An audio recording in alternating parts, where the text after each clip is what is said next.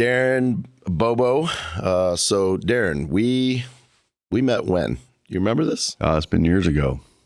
It's 10 years.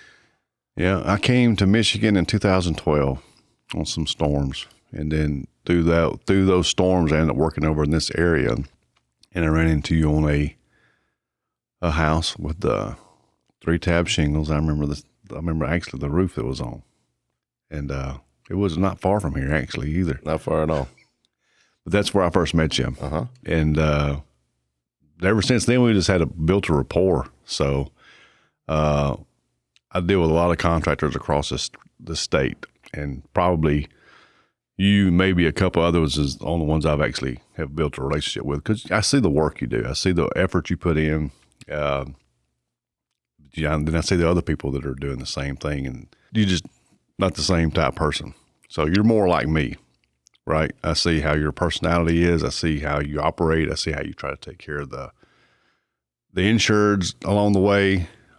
Dude, I remember a year or two ago, I was on vacation and got called about picking up a claim, and I wasn't going to be in the area to go handle what needed to be done, but I knew she needed some immediate help, and she already had a contractor that I had no clue who he was. Never heard. Is this a Grosse Pointe job? Yeah. Yeah. What's it, Grosse Pointe? Grosse Pointe. Yeah. And I had no idea who that contractor was. Never heard of him before. And I needed some faith, so I picked up the phone and called you, and dude, you was over there that day. I was in Huntington, Indiana when I got that call. Yes, you were. We were working that storm there. Yeah. And I dropped everything. Yeah. And I went over there, and it was a 3-hour drive. Went back over there just to make sure that had they get the tree off the house. Yep. Older lady that needed to be had no clue what to do on her claim. Oh, I remember this one real So well. we walked that one step by step to make sure that was done. Got rid of the other contractor, which was a little bit of a hiccup, but it worked out. Yeah. A lot of leverage in this business. These guys see the money. That's sometimes it's not the customer that they really care about. They care about what they're going to profit from it. And I definitely seen that avenue with that contractor. We stepped in. Man, she was awesome. I mean, she was such a great time to deal with. I ended up meeting her son. We had some mutual acquaintances. The family was lost their father. She lost her husband. They were all attorneys, right? They were all attorneys. Yeah. And it was amazing how small we found out the world was. How many mutual acquaintances we had. Yeah. So that wasn't until like maybe 2 months into the project, because that was a lengthy one. The rebuild, all the rebuild there. Yeah, I remember she had issues with additional living expenses of what she wanted to do. Oh man, you remember that number? You remember? Yeah. Do you remember that number? Yeah, man. That She had her crazy. mindset. I even said it. I'm like, how much a month? Yeah, that was nuts. I was like, some people don't pay that a year. Yeah. This is nuts. She was adamant to be close to the house. And then I went into the place because we moved a bunch of her stuff over there. I'm like, they're charging how much? Yeah. For an outdated apartment looking like, I was floored. I couldn't believe it. Was it assisted living or something she was doing? Yeah, it was assisted living. Yeah. Yeah. But I mean, the number was just, Oh, even the adjuster was like, Keith, I cannot justify this. I'm sorry. And to be honest, you know what insurance owes for, but at the same time, she's elderly. She don't want to be out driving. Right. Right. And the closest hotel that the hotel insurance was going to try to get her was a decent drive for her. Right. Which puts her at risk being elderly. So her premise was to be close to that proximity of the house so she could actually go check on the They were actually trying to get her to change churches for the amount of time because of the distance. And she was like, are you kidding me right now? Yeah. So that goes to show, the insurance sometimes, and not all the time, but they're looking out for their interest. They're not looking out for the customer. Yeah. Well, everything comes down to the dollar. Absolutely. Depending on the adjuster.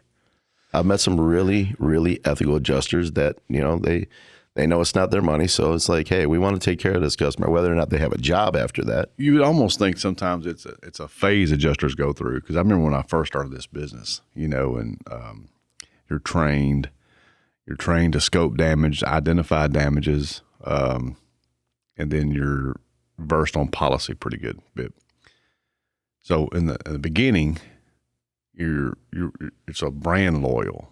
You're wearing your badges on your shirt of who you're representing. So therefore, you think I'm an independent adjuster. I've always been an independent adjuster. But when you're out doing some of these inspections with these carriers, they want you to wear their logo. So therefore, you feel like a brand loyalty to them. Right.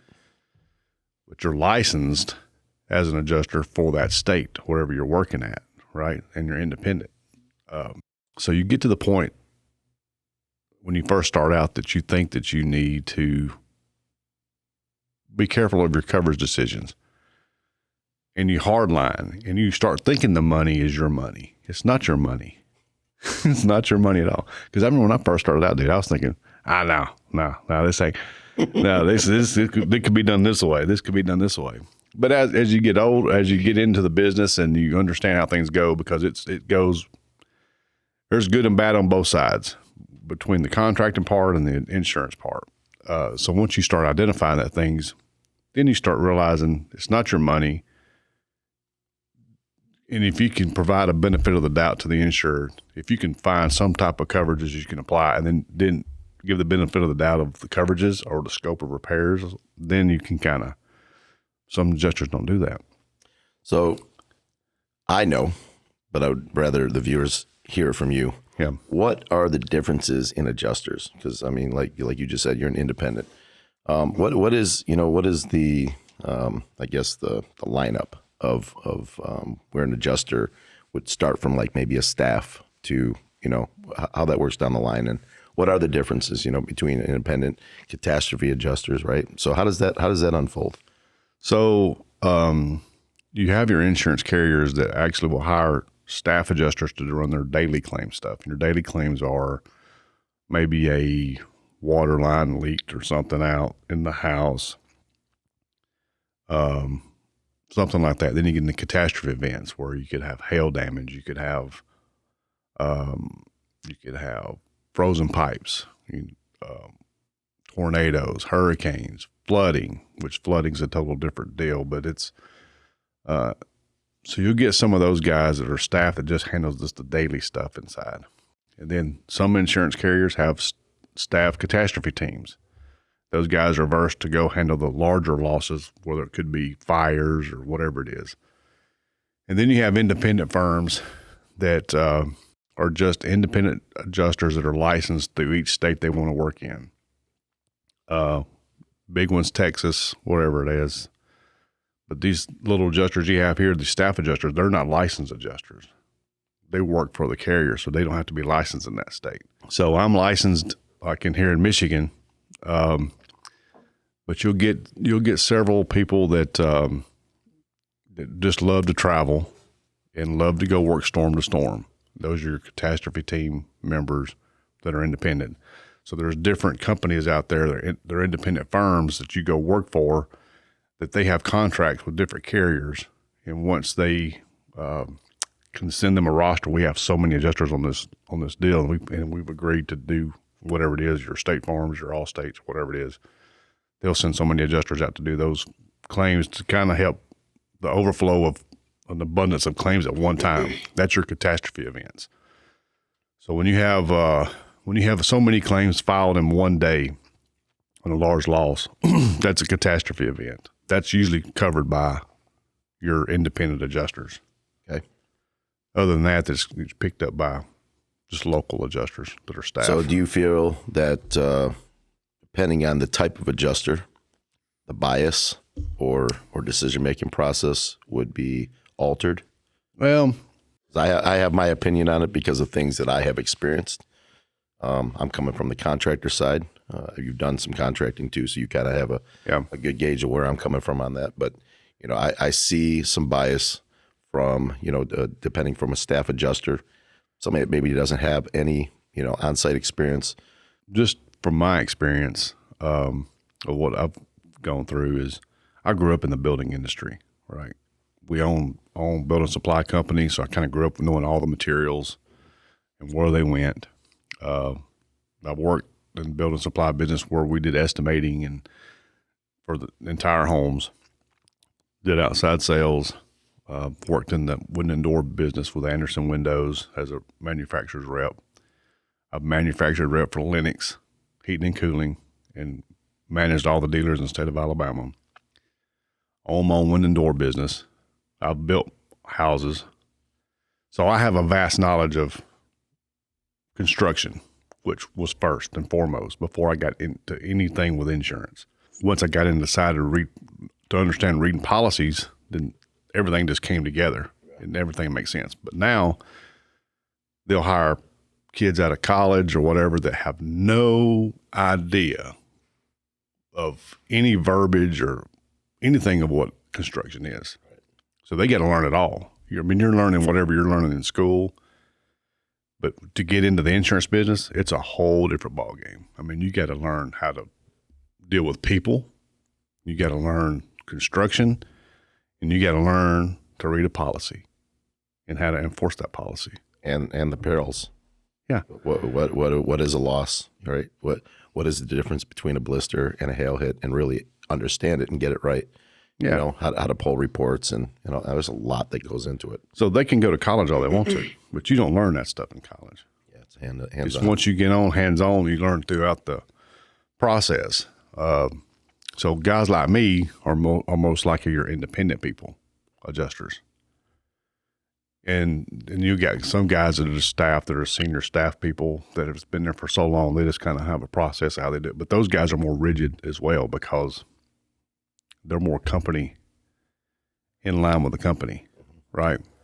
So people like me will go out, they'll scope it as it is, identify whatever the damages are, whether it's like you're saying blistering or lichen or a hail impact, but then you got to start identifying what else is damaged, because it's not just a roof. It's usually going to be something else. So you want to tell a story. So I've seen both ways where adjusters cover stuff or odd stuff or walk away and not give any coverage to a property, and they should have. It makes no sense. There's no rhyme or reason for some of this stuff.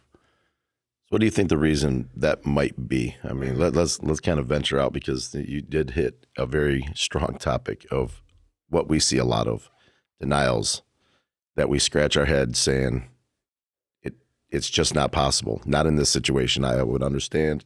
So I'll tell you, when we started, we were just like any other contractor. We seen the opportunities and we were signing jobs.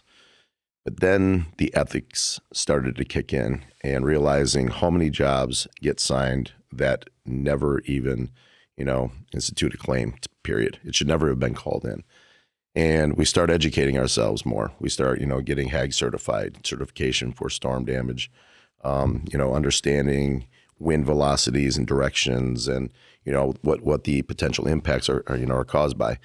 The more education, and then, going out west and starting up, Premier out there, that really expanded our mind of just even how different the regions are, right? I mean, you've worked everywhere, so that's a huge difference. That was a huge thing when I first came up here and started working that contractors would tell me that they was marking hail or whatever and say, well, hail here is different than Texas. I was like, no, hail is hail. I'm pretty sure hail is hail. Hail is hail. It just, there's different types of hail. Exactly. Whether it's, you could have small hail that's very dense. You can have large hail this will completely fall apart as it hits, or you could just have large, dense hail, So, but what's weird is, like in the regions here in Michigan, we get a lot of different characteristics of what happens to a roof over the years during wear and tear. Right. So you're going to have normal age and conditioning of a roof. You're going to lose granules over the years. You're going to lose, it's going to have a lot of heat to your south and west slopes. You're going to have some blistering on those areas. You're going to have lichen on the north facing slopes. The lichen falls off and it leaves voids in the roof. Yep. So you can, through my experience, and people want to blame the contractors all the time with this marking stuff. Listen, this game, it's part of where if you are an inline contractor that knows exactly what they're doing, they're marking what they identify as hail. But you got some of these contractors out here, and probably some adjusters, that will just mark anything on the roof. Right? They'll mark anything, and it's no fault of their own. You know, once you get access to a roof, it becomes subjective of what hail is or what is hail. If you find some supporting documentation around the perimeter of the house that can say, hey, hail was present here, then you may have to give some credence and say this could be hail on the roof, and then you just got to mark stuff. Yep. But I've seen it where there has been adjusters go out and just can't find any collateral of around the perimeter. Could be some box fence that have some light hail damage and just not call anything on the roof. And then the adjuster left to argue with the contractor.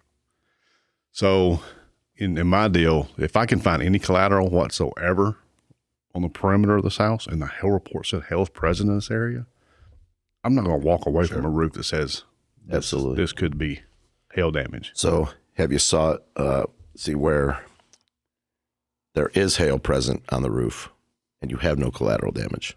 We were trained as we went up in this business. There's no collateral, there is no hail. But I swear, dude, I've been in San Antonio. I've been in San Antonio, Texas, and I found no collateral, and the hail was just beat up. But there's certain things on houses that it limit your collateral. You know, you may have brick homes, right? You may have fiberglass screening that's not going to really tear a whole lot, where like aluminum has the indentations on some of the aluminum stuff. You may have cladding on windows that is vinyl, like Anderson's. That's not going to have damage unless it's in that glazing bead. So you may have aluminum. So you may be limited on what collateral could be present. No gutters, especially in San Antonio. They don't really have gutters down there. But the roof would just totally be beat up. So then I'd change my thought process. Dude, I did a hailstorm last year in South Dakota, Sioux Falls. That was the weirdest hailstorm I've ever been to in my life, dude. I would go to a house and find collateral and no damage to a roof. I would go to a roof to find hail damage to a roof and no collateral. It was just the weirdest thing. It made no rhyme or reason. So when I have seen it, it's more straight down falling hail instead of directional. Yeah. And we actually West Branch was that one, same thing. And when that hail's coming straight down, I mean, it's impacting everything, direct shot, right? And hail's weird. I mean, it'll hit one place and then stop and then move and then hit another. And I mean, it's just, you can't figure it out. Depends on the wind. Depends on the wind. Because even that one hit recently in Hastings over there by Grand Rapids, that was a swirling wind. So you would go to and find hail on every elevation, somewhat. But on the siding. Every adjuster will tell you it's not a possibility, right? Oh, dude, I just did a hail claim in Paw Paw, Michigan, and I've never seen it before. Never have I been to a house, because just like you were saying a while ago, you have a leeward and a windward direction of a wind event or hail event. Mm-hmm. So you may have more aggressive damage or signatures of hail on one side of the house and less on the other side, right, as it goes away. I went to this house, had aluminum siding, and I found spatter. If I can find spatter, I can see that's recent hail. This hail report says it happened this date. There's recent spatter. Hail was present.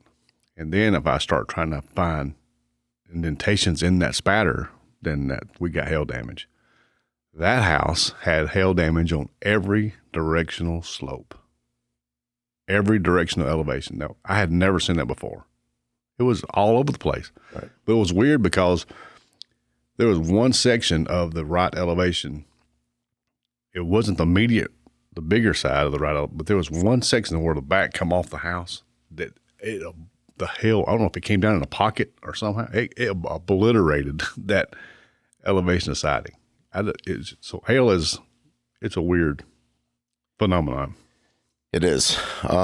So, a lot of why we have started the Property Unhinged page and, podcast was so we can better educate property owners for things that they do not understand. First one, they don't understand their policies. We've had agents on, and we've clarified that. Agents don't even know the policies. Agents, well, you get the right agent. That's why we did a podcast on hiring hiring the right agent as well. Yeah, I'll say maybe not the agent, but some people in his office, the producers, They don't know. Right. I agree. So they give bad information. Right. And sometimes they either set expectations for the insured or they lower them so bad and leave it up to them to try to do the repairs themselves, try to talk them out of filing the claim. I've seen that happen. Absolutely. We had a lady, it was near Flint or Grand Blanc or something, I believe. She filed a claim, called her agent, talked to the lady inside the office, and they told her that her policy deductible was this amount, and maybe your damage is not that great. So, man, if you could do some of the repairs, maybe you won't file a claim. So the lady gets out on a ladder because it was siding damage, right? She gets out on a ladder, falls off the ladder just to try to save because she didn't think her stuff was going to be that great of damage. And so I go out there finally to do my inspection and replace the roof, had to replace the siding. Wow. It was just somebody was trying to talk her out of filing the claim. Because it's going to save them money. That's the worst thing to me is they'll call the agent's office and the agent's office will try to convince them, yeah, you probably shouldn't file this claim. You're probably going to be close to having your insurance canceled. Why pay a premium if you're going to be told that? Right. People are already afraid to file a claim.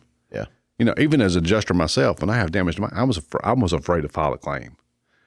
Not because you actually had a lot of trouble with your claim.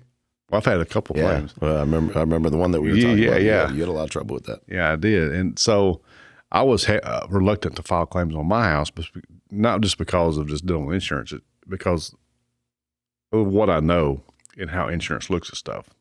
Because they'll start if I have an inside track of what needs to be done, then I may have some influence on what the damages could be or potentially, or did I cause the damages myself because I know how this stuff works. Sure. So, but I get upset when I find out that the insurance have called the agent's office and the agent's office is trying to talk them out of filing the claim. Yeah, I agree with you. No doubt about it. But it's, so I would say your agents have a vast knowledge, but I deal with agents all the time too. And I've got one that's actually a really good friend. I grew up with him in high school, actually elementary school. He calls me today and asks me questions all the time about insurance.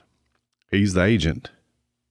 He has people calling him about claims because they're having problems with their claim process or their adjuster.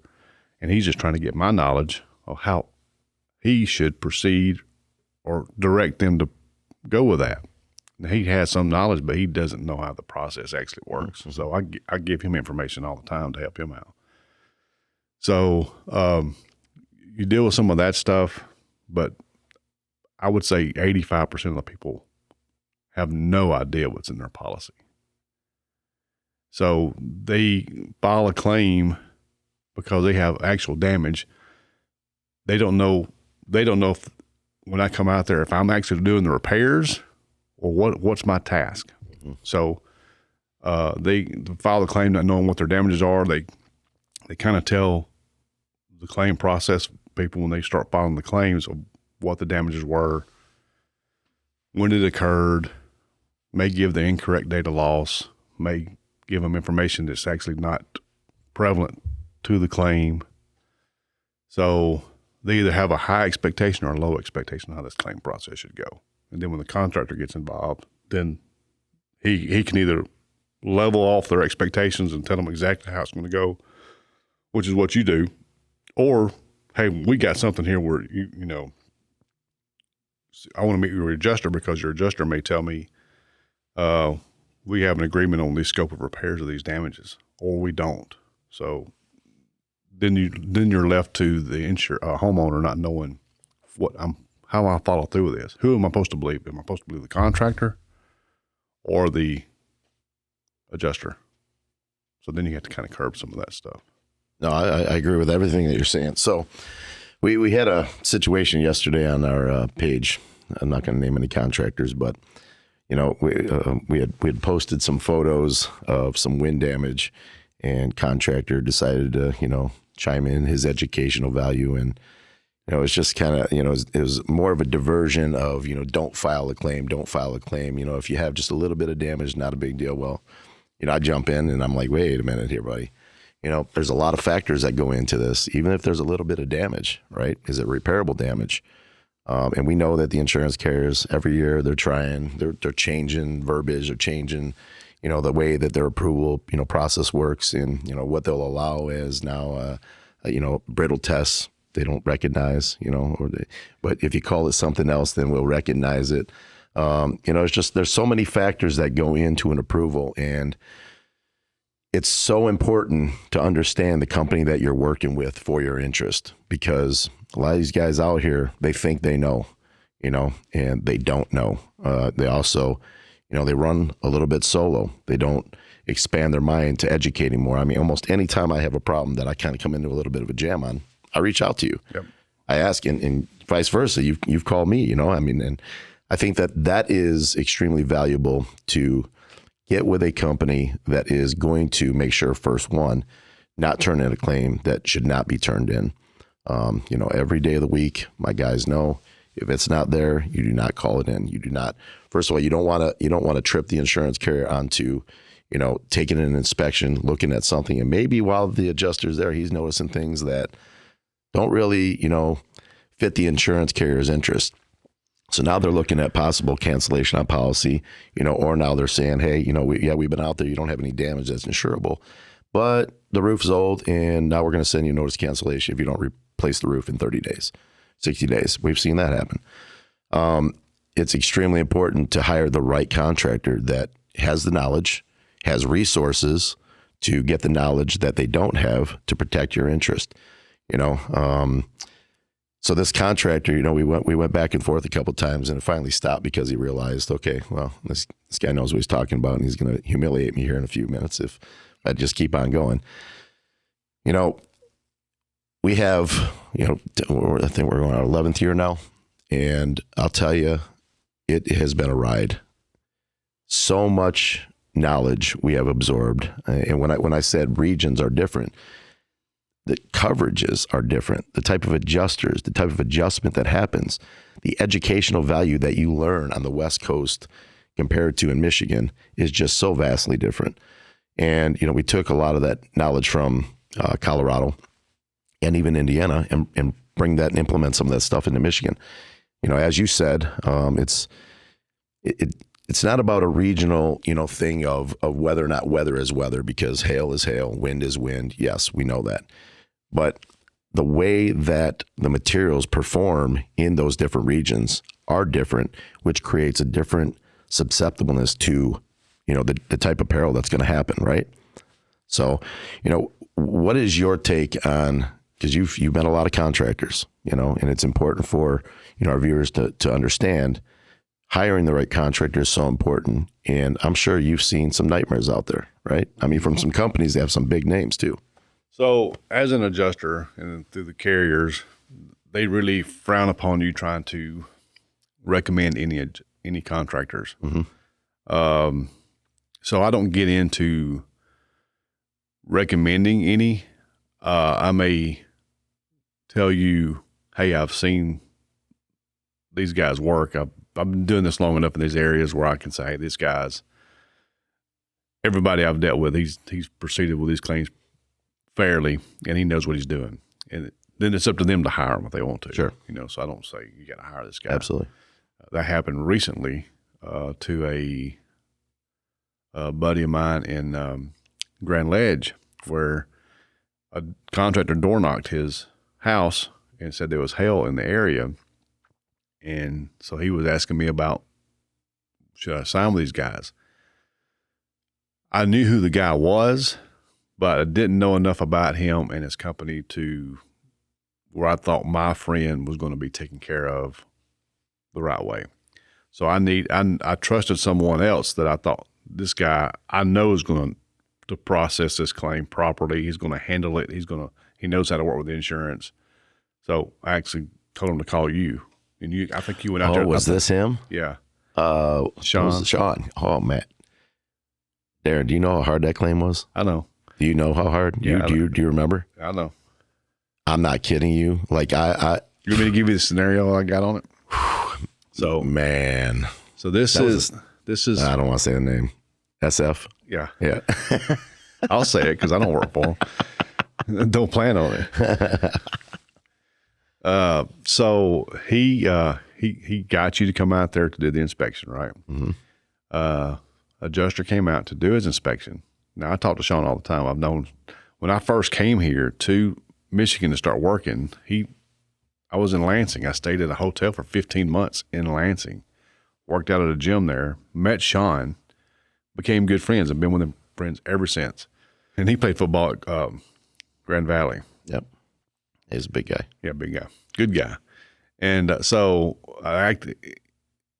he's so much younger than me. He could be my kid, right? But so I think the world of him. So when I knew he needed to be taken care of, I called you to say, man, handle this. I'll get him to get on with you. So he got you to do his stuff for him. That was another one way out of the way. It was. Way out of the way. It was. I have a tendency to do when I need somebody to take care of. At the end of the day, you know, man, I'm gonna go out of my way for anybody that I respect and I care about. That I want to make sure, you know, if you're reaching out, I know that there's a reason. So, yeah. So, it was time for his adjustment. Your guy was there, present, and then the adjuster came, got on the roof, did his scope, did his exterior elevation scope, came back, said there was no hail damage, right? And you actually went there the day that I called you to go over there. You went over there and you told me, it says, it's smoked. There's hail damage. It was smoked. So I told collateral everywhere, screens, tore, everything. Well, my buddy called me and said there's no damage. I said, that can't be real. I said, I talked to Keith. There's damage there.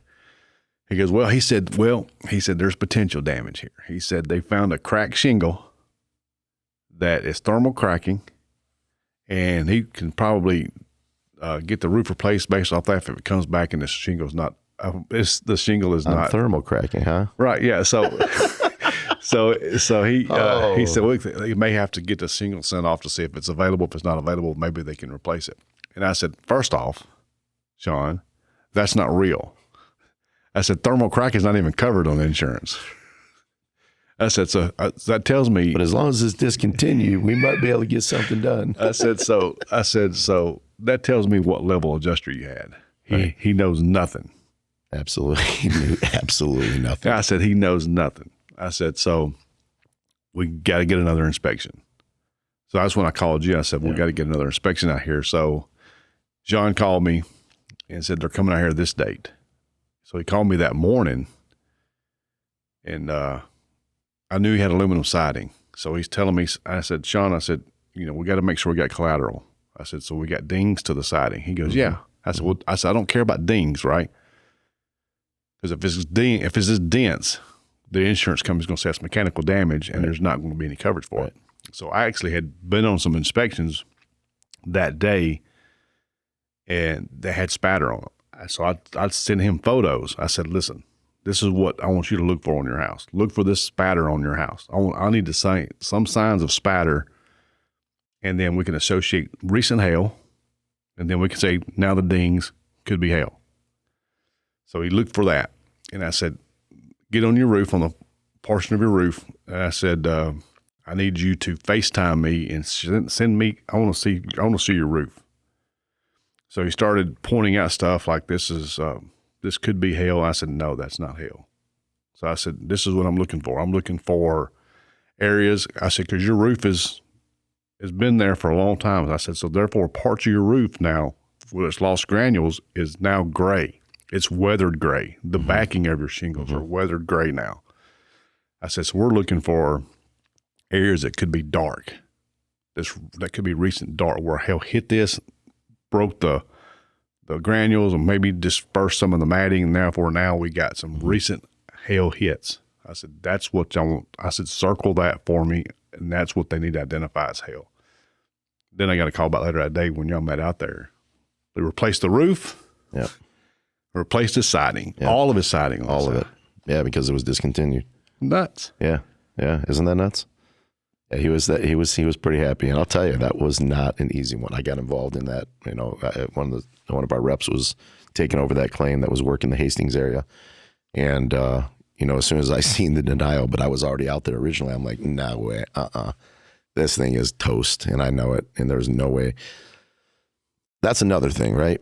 So a lot of these contractors are going to be a one and done. Like if the claim is there and there's not a whole lot of, you know, fight in the battle, you know, and they can just turn and burn, you know, what I found is nobody wants to run a claim for a long period of time. I mean, it's just, to them, it's a 50-50 shot of it even getting approved, right? Or they don't even understand that there's other factors, you know, going to appraisals, you know, public adjusters, you know, things like that play into, you know, getting that approval done, which every time we went to appraisal, we've always won the appraisal. But a lot of these contractors don't want to put in the time. This is a claim that I believe any contractor would have just walked away from on a denial. You know what? It's so-and-so company, you know, that's adjusting it. And they're like, nope, ain't going to happen. It's going to be more work than what it's worth. At the end of the day, you got to care about the property owner and knowing that they're being wronged. Well, you get into some of these contractors that are out here that it is just a numbers game to them. It is. It's door knocking, and they're just door knocking until they get so many doors that day. It doesn't matter if there's damage there or not. They're just trying to get one to sign an agreement with. Definitely not discrediting door knocking, though, right? Yeah, because we have to. You got to let people. You got to find an event. Right? You got to find an event there. But you got some guys where it's maybe a storm, maybe 2 years ago, you know, or something like that. They're just out this door knocking. So, and you get into some of those guys, it turns into a numbers game. Understand, I'm an independent adjuster. So to understand how I get paid may change the way you think about how adjusters operate. I get paid on how much damage you have. Does every adjuster get paid based on how much damage there is? No. Exactly. So an independent adjuster is paid on a scale of damages. If I write an estimate from this dollar to this dollar, this is my fee for that scope of repairs I wrote for. And then it escalates as it goes up to more damages. So it behooves me to find as much damage as I can to associate with your claim based off that scope of damages you occurred to your home. But at the same time, I'm ethically bound morally to, you know, I'm not going to push the limits unless I can give you the benefit of that because there is something there. Mm-hmm.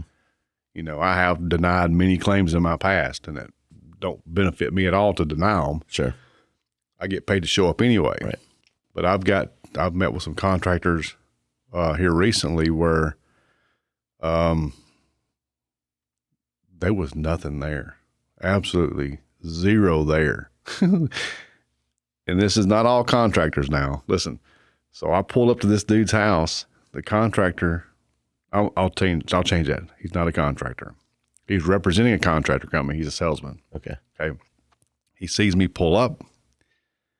I'm sitting in my truck. I'm looking over the hail report as I'm sitting there. And the hail report we get is going to tell you if hail was present at your address, if it was present, how big the hail was at your address, what percentage of it could be at that address, and the wind speed. And then it goes 1 mile away and then 5 miles away. This is a benchmark? Yep. Okay. So, and it also goes back to like 2013 or 2009. He walks up and he starts pointing to the roof immediately. He goes, see there? That could be a hail. And I was like, dude, don't ever point to the house and tell me there's hail damage there. From the ground. From the ground. I said, I will discredit you right off the bat, knowing that you know what you're talking about. And any other adjuster would do the same. I said, so he goes, well, I'm just talking about this little area right here where you can see it rippling down. The shingles are rippling down. Would that be hail damage? I said, you're talking about. That's a hell of an impact to make your shingle ripple, huh? I said, you're talking about that dormer right there. I said, what you're looking at is the sidewall flashing, and the shingles are following the step flashing as it goes down. I said, that's what you're looking for. That was his first day. I said, that's what you're looking at. And then he goes, what's a dormer? And I said, dude, don't ever say that ever again about was a dormer. I said, you need to get versed in what you're talking about. I said, because you'll be discredited right off the bat. Because when I go out, I'm not only looking for damages, I do not mind educating the insured or the contractor, just so it just makes the process so much easier, right? I agree. So, but really quickly before you move on, that goes back to what we were talking about just a little bit ago. In that rep convinced this property owner that there is damage on this property and doesn't have a clue what the materials even do, how they even perform, what the materials are even called. But he was able to convince a homeowner that you have potential damage and we should turn in a claim. That's what I'm talking about. That's why I say you really need to understand who you're working with. You know, even the names of the companies, right? I mean, these companies, they have reps. The reps, they just sell. Mm-hmm. Well, at the end of the day, just because that company may have a big name, what is the quality of the representatives that are representing that company, right? And all of my guys, they're all spot on. They're trained. Well, yeah, you sit right here and you train them in-house. In-house. We train everybody. You know, they're all extremely knowledgeable. We have one guy came this year, first year ever. And we spent so much time giving really in-depth education. You know, he worked the storm out in Hastings. This guy is like, you would think he's been doing this for years now. He is so well-versed, so understanding of how all of this works. I mean, he came from some of the building trades, but, you know, it's the education that goes into, you know, the people below that are representing, that are in front of these customers. They're the advocates. They're the ones they're initiating. And you bring the wrong person to your door and say you have damage when there's nothing there. You're now on the insurance company's radar turning in a claim. Just the potential, right? Now is there a risk value? That sometimes it will put the customer at more risk. Well, this claim here is going to blow your mind because it blew my mind. I have a feeling I know who the representing company is. We won't mention it. It blew my mind. So we do the inspection. We do the exterior elevations. There's no signs of any spatter. There's no hail indentations. There's nothing. There's no collateral supporting that it could be hail. We get I already know how this ends right now. We get on the roof. We get on the roof, and there's some metal vents. Nothing on the metal vents. No mechanical damage. Right. So then I do the hail scope. I don't see anything. So he starts pointing out stuff. So then I start trying to explain to him how wear and tear exists on the roof. How, you know, why it does occur. You know, heat trap. Certain slopes are going to get affected more. So he says, well, I kind of agree with you. He said, but I'll just tell the insured that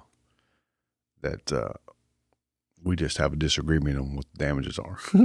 I said, why would you do that, dude? I said, we don't have a disagreement. I said, there's no damage here. I said, so here's your scenario. Let's play this out right here on this roof before you go down there and start explaining it to him. I said, you're going to tell this guy that you think hail damage to this roof. I'm going to tell him there's no hail damage, and there's no supporting documentation on this property that even coincides with the hail report. There is no hail damage. But then you're going to say you dispute with me because there is damages. What do you think I'm going to say? Huh? I'm going to tell him your contractor didn't even know what a dormer was on this house. How's he going to know what damages are on this house? Absolutely. So he said, okay, we won't have a discussion with him. So I ended up calling the insured told the insured that, hey, there's no damage here. I said, yes, your neighbors are getting their roofs bought. I have no idea what those roofs are. Don't know who the contractors are. Don't know what's going on with them. I'm just telling you from what I'm looking at and the supporting documentation. Could be wind, not hail. Yeah. Right. I said, there's no damage. Oh, yeah. And I told that contractor while I was there, I said, dude, you would have been better off with the house next door. Yeah. This is where it comes into knowing what you're talking about, what you're identifying. I said, he has wind damage. He has shingles off his roof. I know for a fact his shingles aren't made anymore. Before I even get to the house, I know his shingles aren't made anymore. That's the door you should be knocking. Yeah. But he didn't. So I told the insured he was fine with it. The insured's son is in the insurance business. He works for an agency. Yeah. Right. So that's why this claim was kind of getting pushed through. So I leave, come back a month later. I get a call and say, hey, they got to, this claim is, you're getting a supplement to go back out to look at this roof. Supplement? Yeah. That means a supplement that inspection. means what? That means. So somebody has told the insured, the note said the insured son has got another contractor and he's agreement that there's hail on this roof. So reinspection. So I know who the contractor is. It's not the one I met the first time. It's a different one. Representing the same company or no? Different company. Okay. I called him and said, dude, there is no hail on this roof at all. I've been there. It would be stupid of me to go back out there again and say, oh, yeah, I missed it the first time. I said, Totally discredits you. yeah. So I said, there's no hail damage. And he said, I agree with you. We don't think there's damage there either. But this guy's son is a customer of ours. We do business with him. So we're doing it as a courtesy to go back out there. So I said, I'm not going back out there. I said, you're better off with another set of eyes to go look at this house and give you a different opinion because I'm predispositioned. Right. I'm predispositioned already. Right. So it would make no sense for me to get up on that roof. I said, so I want to say, let me call the insured. I'll have this claim transferred to another adjuster. Let them go out and reinspect it. It happened. They send another adjuster out there. 3 weeks go by. I call in to the insurance company to discuss a separate claim and then just check on this one. I said, what happened on that claim? We bought that roof. I knew you were going to land that. I said, are you kidding me, man? You bought that roof? He goes, well, the other neighbors were getting their roofs bought. Isn't that nuts? It was kind of hard to fight. And I was like, dude, this is not how this is supposed to work. Right. This is not how this works. As you're getting people that have legitimate damage. Yeah. So this is denied. So this is why people's premiums are high. Right. This is why you're paying higher premiums because some of this stuff goes on. Yeah. I told that guy when I got to that roof, I was educating him. I said, listen, dude, if you pull up to a house and you see no collateral damage, and your hail report is saying there was minimal hail even in this area at all, like 1/2 inch hail, and there's no collateral, there's probably not going to be any hail on this thing. I said, so why waste your time and try to push this for an inspection? Because I'm going to get paid to show up. You're not getting paid a dime unless this roof gets bought. Right. I said, you need to be in areas where you can put your teeth in something and you can just make it grow. I said, once you put your teeth in something, then you can make things grow. Coverage is applied. And if you have to do supplements or whatever, you can make it grow. I said, you cannot make this thing grow. Yeah. I got a problem with that, man. I really do. That just irritates the heck out of me because we do see it so much. And we know the insurance carrier at the end of the day, man, they're the big guys out there. I mean, you look at money and the things that go on, the profitability. I mean, some of these guys, some of these CEOs, well, listen, dude, presidents making $24, $25, $30 million a year. You think about when we were growing up, we had no idea this was part of this business. Right. This was not part of this business. This was about 90s, early to mid 90s. Yeah. So this actually started up. It was always there, right? It was always there. Just nobody knew to take care of it. Right. So if I had to do this all over again, I'd have started right out of college. I mean, 100%. I would have jumped right into it. No, I didn't realize how much money is in this business. But how much shadiness is in the business as well. And it goes on both sides. You understand? Oh, no, there's no doubt. There's no doubt. That's the next topic I'm going to bring up to you. But you know what pains me the worst is there is no regulation. There is no regulation from adjustments. There is no regulation from insurance carrier to insurance carrier. There is no regulation. There's no state regulation, no federal regulation to say this is the bar that has to be, written on. And this is the way an adjustment is supposed to be done, and that there's ethical value, and everybody is given a fully transparent, fair, and balanced inspection. It's bothersome. I mean, now you've got other companies that are coming to play, like American Policyholders Association. They are, an advocate for, people that are getting denials. I mean, let's be real, right? Insurance fraud just isn't on the customer, homeowner, property owner, contractor end. It's also within the carrier. Carrier fraud is a real thing, and it's not talked about enough. These adjusters, some of these guys, they're doing it wrong. They're very unethical. If they don't like the contractor, the customer's at a disadvantage immediately. And I've seen this time and time and time again.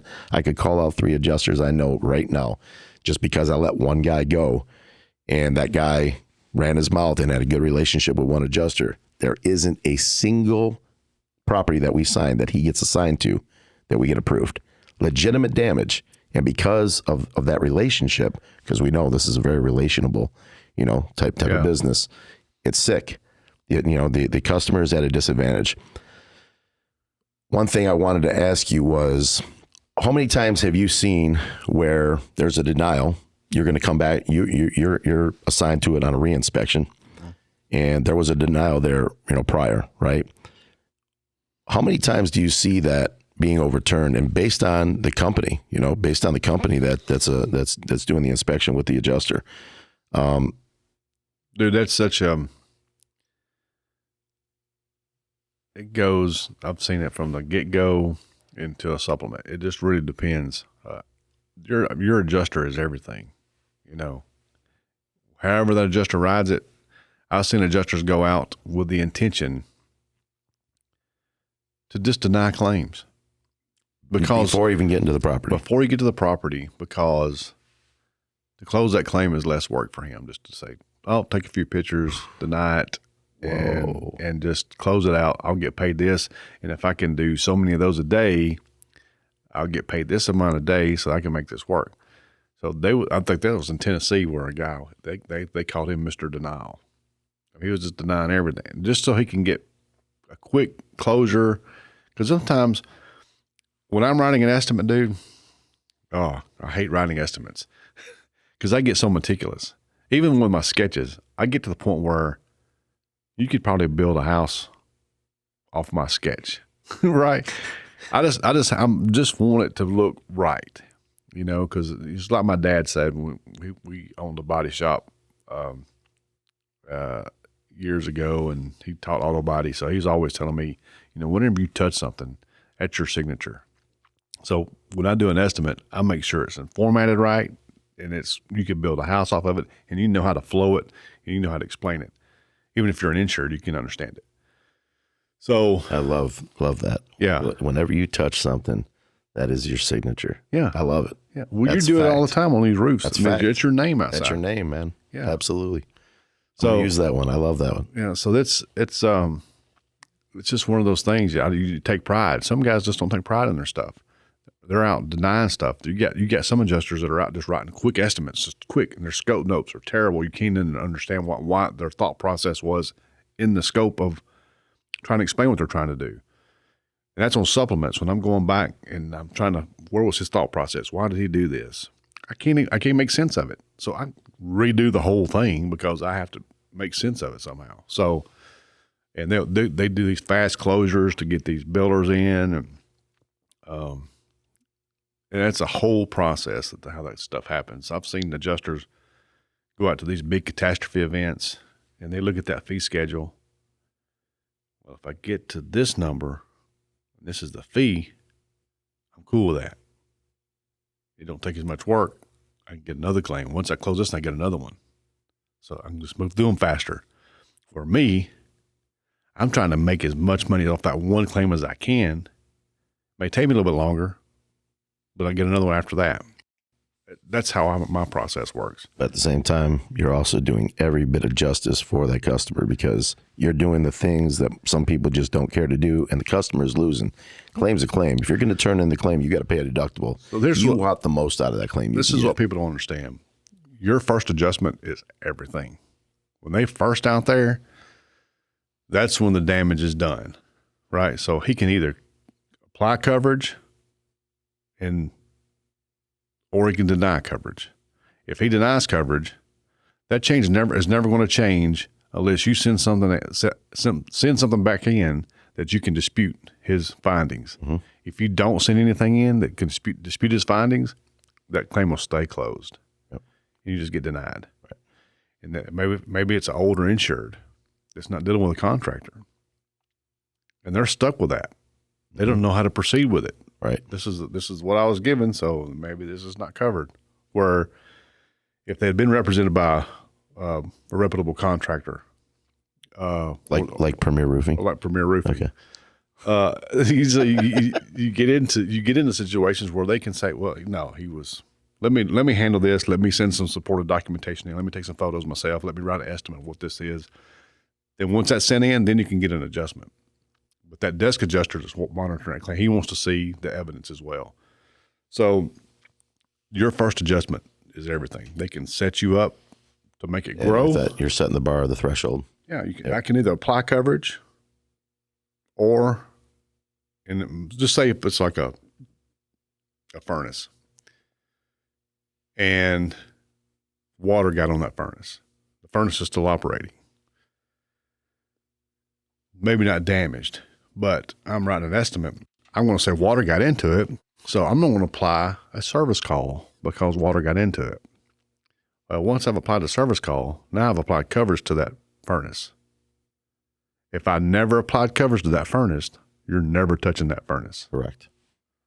So now I can make that claim grow when the service tech comes out there and he does, well, there is water here. It did burn out some sensors, so therefore this is the repair estimate for the sensors. Now you get the service call plus whatever the repair is to it. So you would agree though that not every adjuster thinks like you. Yeah. Not every contractor not every contractor does either. Correct. Yeah. So in majority of the times the property owner is not going to be really dealing with the adjuster as much as the personalism within the contractor that they're dealing with, right? So they're going to want to make sure that the contractor has that intuitive insight of challenging the adjuster that is uneducated in those avenues of trying to find ways of getting and applying coverage, that just telling that story, because a lot of times the adjuster inexperienced isn't going to know how that story unfolds. So this is a good part of what we do that's the homeowner should look at. Say you and I go out and we meet on a job site and we're discussing the claim. People are going to see me as a representative of the insurance, and they're going to see how you are representing it, and they're going to see us getting along. They're going to see us in agreement with a lot of stuff. I may dispute something. You may say, okay, maybe you're right. Maybe we don't apply coverage here, or vice versa. They see our rapport. So now they believe everything I'm telling them, have total trust in me that I'm doing the right thing, and total trust in you. Absolutely. Whereas if we go out there and some homeowners are like this, they think the contractor's just out there just for money, just for himself. Mm-hmm. And they're not going to believe anything you say. Mm-hmm. Right. And as soon as that adjuster starts laying some foundation that, yeah, he's doing this, trying to get this, he's doing this, they're going to believe everything the adjuster says, and they're going to think that his word is final and it's over with. So, well, ultimately, the claim is in the adjuster's hands. Right. So therefore, it behooves you to, when you're interviewing with a contractor, to find out how he handles insurance. What kind of rapport does he have with insurance? Does he know a lot of the adjusters in the area? Does he deal with independents? And once you have an understanding, then you can kind of put your more faith in that contractor. I agree. That is probably the most key statement that you could have just made. I mean, that is factual. That's why it comes down to relational value of who the company is, how many relationships they've built. Are they ethical? How much? How many times have you gotten on roofs that there's mechanical damage, or there's damage that has been created, dude, by the contractor? I mean, I've seen it all, dude. I've seen it. That's another thing. It's scary. I've seen it all, and it's weird because doing what I do, I tell people there's like, well, I ask them, do you have a contractor? And they'll say yes or no. Should I get one? It doesn't matter to me if they have a contractor, to be honest with you. Listen, right, I know what I'm doing. Right, exactly. I know what I'm looking for. He may slow me down, but I always say, if you feel more comfortable with him being there, then have him there. That's fine with me. But it's not going to change what I'm doing, because I know I have a process. I know what I'm looking for. And I just know my experience, because when I pull up to some of these houses and see some of these contractors, I'm like, he has no clue what he's even doing here. He couldn't identify stuff. So I trust myself. Mm-hmm. But and you'd probably say, hey, I can't be there. Your adjuster's Bobo? Yeah. Yeah, you're good. You're good. That's it. I'll work with him. I'll call him after the fact or whatever, something like that. But you can't do that with every adjuster. No, I wish almost every adjuster I've ever met is just like you. I'm not kidding. And it's not because of anything besides, first, your character's great. I told back to the first job. I mean, we sat up on the top of that ridge. We just shot the shit for probably a good half hour, 40 minutes before we even got to even talking about the roof. You remember that roof didn't even have nails in the shingles? I remember there was a process. There's a process with how we got that roof replaced, because most contractors are going to get out there on these roofs and they're going to go to the biggest slope. Right? Because I know that was a big house. That was about 55, 60 square. That was an Allstate claim. Yeah. Oh man. Wow. You're good. That was. So, most contractors will go to the biggest slope just trying to find damage. To me, that's the backwards way to do it. Go to the smallest slope and find damage. And look for where it ties in. Yeah. Because if I get to the point where in the roof process form that they were doing at the time, and I deemed that slope had so much damage and it said to replace that slope, then I also automatically knew I got to replace that slope. Then I also knew I had to get into this next slope. Now I got to identify damage on this slope. And if I could identify damage on this slope, I might have to get into another slope. And once I get into the hips and ridges, which is we did on that one, we ended up replacing that entire roof. Yes. Based on the verbiage of, remember, we had to go back and we had to do a repair. Yeah. Just to show a match, which is, not a word generally wanted to be used in Michigan because we're not a match state, but you had taught me a word or some verbiage back then, reasonable uniform appearance, right? Reasonable uniform or comparable? Comparable, right. So, it just based on the way it looked, whether it was match or not, it just wasn't, it was an eyesore. It was an eyesore to the really beautiful homes that were in that area. It just looked like a patch job. And they bought it based on that exact verbiage. Yeah. So you end up with situations here in Michigan where this is not a matching state. So when I get with a contractor or even a homeowner, mostly a homeowner, well, this is not going to match. Well, that's not my criteria to go by if it's a match. An insurance policy is repair first. Always repair first. If it can't repair, then it goes to replace. Mm-hmm. So, and then a repair has to be done with a reasonable, comparable appearance. If you've attempted that repair and that repair has come back and it's not reasonable to you, then you can call your insurance back and say, listen, we did the repair. This is the photos of the repair. We're not happy because it doesn't look right. Then they can send another adjuster out there to look at it to determine that. At that point, that repair, to be reasonable, wasn't even standing in front of the house to determine it. You would think you had to get on the roof, but it's standing in front of the house to look at it and see if it was reasonable or not. And then they would replace the slope or the entire roof at that point. So yeah, they've actually started doing away with that. The Allstate, they've started doing away with that. With what? Reasonable uniform appearance. They can't get away from it. I know, but there's a lot of stuff they're trying to get away from. Yeah. So they go to repair for repair. Mm-hmm. But there's other carriers. There's one that I work for a good bit that it's not a matching issue, but they do have an endorsement on their policy that's non-damage siding and roofing. Hmm. So if I get to the house and I'm doing the inspection and I find damage on this one elevation of siding and it's repairable, then you can repair that siding or replace that elevation. If it's enough. That gonna, so based on, they'll usually only replace the elevations that are damaged, and if the other ones don't have damage, they won't. But now under this exclusion or this rider, they will replace all of it up to a limit. Yep. Okay. That's a good policy. Wow. That's a good policy. That's why it's important to ask your agent or your person that's writing your policy for all these details and making sure that your house is susceptible to damage, period. We're in Michigan, you're going to get storms. Maybe that luck of the draw, you never know if it's going to happen to you or not. But if it does and you're not protected, you can endure some of these, Achilles heels that, are generally out there that we see a lot of. So that's the kicker on some of this stuff is just being an adjuster. I know what should be in a policy. I can tell by looking at your house, this is going to be some of your risk, right? Not everybody knows that. So yesterday I was at a buddy of mine's house up in Clarkston, nice home.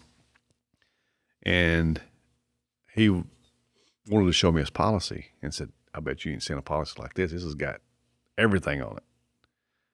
And I said, you up for a challenge? I said, let me see what you got. And so he doesn't have any endorsement for. He did have an endorsement for non-matching stuff, like up to $30,000, but he had no water backup. Mm. Like, listen, if you live in Michigan, you need a water backup. Yeah, absolutely, and you need the appropriate limit for what your basement looks like. Oh, we have seen so many nightmare stories on that. Yeah. Oh, man. So he did not have water backup. And so I told him, I said, dude, you need some water backup. You got a basement downstairs. He goes, well, they're telling me that I don't have a sump pump, so that I wouldn't qualify. I said, oh, no, that's not the criteria. I said, you have drains in your basement. You have a bathroom in your basement. You have 2 floor drains in your basement. Other than that, I said, so therefore, if those back up, you're done. You're done. Yep. You have no coverage for that stuff. So he calls the agent as I'm sitting there to have a discussion with her. Hey, I'm noticing that I don't have a water backup endorsement on my policy. And she goes, we discussed this before. You don't have a sump pump. And so I just looked at him. I said, that's not a criteria. I don't care if you have a sump pump or not. You have a basement. You have drains in your floor. And so she was telling him false information, thinking that she goes, well, if you have a water line break, it doesn't even matter for water backup. I said, no kidding. It's not water backup. Duh. No kidding. I said, so it's the drains in the floor. He has a septic tank system. I said, so that it's a possibility this thing backs up. I said, and you may tell me you ain't had one in 10 or 20 years. But I said, I've been to houses that's been 40 years since they had a water, and it happened. Yeah. In Grosse Pointe. Oh, yeah. And so I have. As recent as just this year. I had one a couple years ago where so I get paid on how much I write the estimates for. Mm-hmm. So I went to this guy's house in Grosse Pointe, and it was a $5,000 limit. So my mind thinking, all right, this will be quick and easy, man. I might as well just go ahead and cut him a check right now for $5,000 and just hand it to him. Because it's in Grosse Pointe, right? Sure. I said, he's probably going to exceed his limit. So I get into this house. It's a fully finished basement. You're thinking that maybe cleaning or maybe just a water heater or furnace, whatever it is, you hit your 5,000 limit. He had a fully finished basement, dude, decorated to the T, furniture, all that stuff would fall under that limit. He should have had a $50,000 limit, right? But he didn't. He did $5,000. And I said, dude, what was you thinking? He said, I've lived here 40 years. And I've never had a water backup. And now you did. And now you did. And I said, this is going to cost you over $60,000 to fix your stuff. Yeah. and you got $5,000 For for 40 insurance. years, so he's a couple $1,000 a year. He just pre-planned. Yeah. I think he's fine because, in that scenario, what happened was when that flooded, when the started coming in, the city of Grosse Pointe, the pump station, That was the Detroit pump station. flooded. Yeah. That was this year. This is a couple years ago. That's happened again. It flooded. So to keep them from flooding, they shut it off. And when they shut it off, Backed up. flooded everybody down the street. Right. Yep. So at that point, I guess you sue the city Yeah. to get recouped from your money. So what would you say if you had to help educate property owners? What would be your top 5 coverages that you would want to make sure that's on your policy? Things that you're Ordinance of protecting. law, Oh, yeah, it's a big one. building codes. No doubt about it. Make sure your policy has ordinance of law, building codes, especially up here in Michigan where we have so many older homes. Water backup. You got to have water backup. Yeah, and, just for standard terms, code upgrade. That because codes change in Michigan, and if you have a replacement on something that is out of code and it's not part of the insured, or the peril of the loss, there's a potential that they're not going to pay for whatever that upgrade is when that inspector comes out to say, hey, well, we're in rebuild now, so you have to bring this to current, code statute. So initially how that works out is like if I go to a house that's burned, right, and I'm going in and the windows have burned out, the electrical's burned out. I pay for the electrical, I pay for the windows and doors that are damaged or whatever, but the contractor comes back in and they look at the estimate and says, well, you only allowed this for the windows. You only allowed this, but now I have egress to go. I have to go back with egress. It's a bigger window than what was here. Mm-hmm. So therefore, it's going to be a much bigger expense. Now we have to put ground faults in, and we have to tear all this knob and tube stuff out. Right. You got to go back with this. So now, since you pay for this, the estimate's going to be this. Well, your insurance only owes to put you back to just like you were, no less or no greater, unless you have that code upgrade. Mm-hmm. And if you have that code upgrade, which is usually 10% of your dwelling max. So if it's a $1 million policy, you'll get $100,000 in code upgrades. So then your damages will be covered under your dwelling, and then your code stuff would be covered under the endorsement limit of code upgrades. Okay. So number 2, what would be the next biggest factor? I would look to see if they had some type of matching issue on some of their endorsements. I would agree, definitely, because we see a ton of it. It's everybody's concern. I mean, because nobody wants their stuff repaired, or you can make repairs, and sometimes they look reasonable. Siding, sun fading. Yeah, that's very, very serious topic. Or it's just you can't get. Maybe they discontinue that color. They still make that. Well, you run into certain things on siding. So you run into the oxidation. You may have a siding that's 10 years old. They still make it, but now it's oxidized. So you may have a piece or two siding that gets put in there. Now it's going to be totally different than what's on the rest of it because now it's oxidized versus new siding. Yep. Then you run into the size of the siding. Is it a 5-inch slab? Is it a 4-inch slab? Is it 3.5-inch slab? Mm-hmm. Or you look at the embossment on the siding. It could be a different embossment of texture, or it could be color itself. So there's many things that can change. Many factors. Yeah, absolutely. So many things that can change on siding. So when you get into those situations, I had one yesterday, and this was a PA claim. This is a friend of mine that was working on this claim, a contractor I know, and he's been fighting with the insurance company. The PA wrote the estimate, just threw everything at it, which to me drives me nuts. You folks may want to hire a PA sometimes, but their guidelines are totally different. Absolutely. So it ain't just like what you can throw a stick on the wall, which he did. So he wrote an estimate to replace all the siding to this house. Insurance was balking on him, right? So I said, show me your photos. So I look at the estimate that the PA wrote, that the contractor gave me to let me look at. So I looked at it, and I said, there's only damage on this one elevation. And I said, your corners are wood. The rest of it's vinyl in between. I said, I see your insurance company paid for a few pieces of siding, which makes no sense to me why they did it that way. He was an independent adjuster.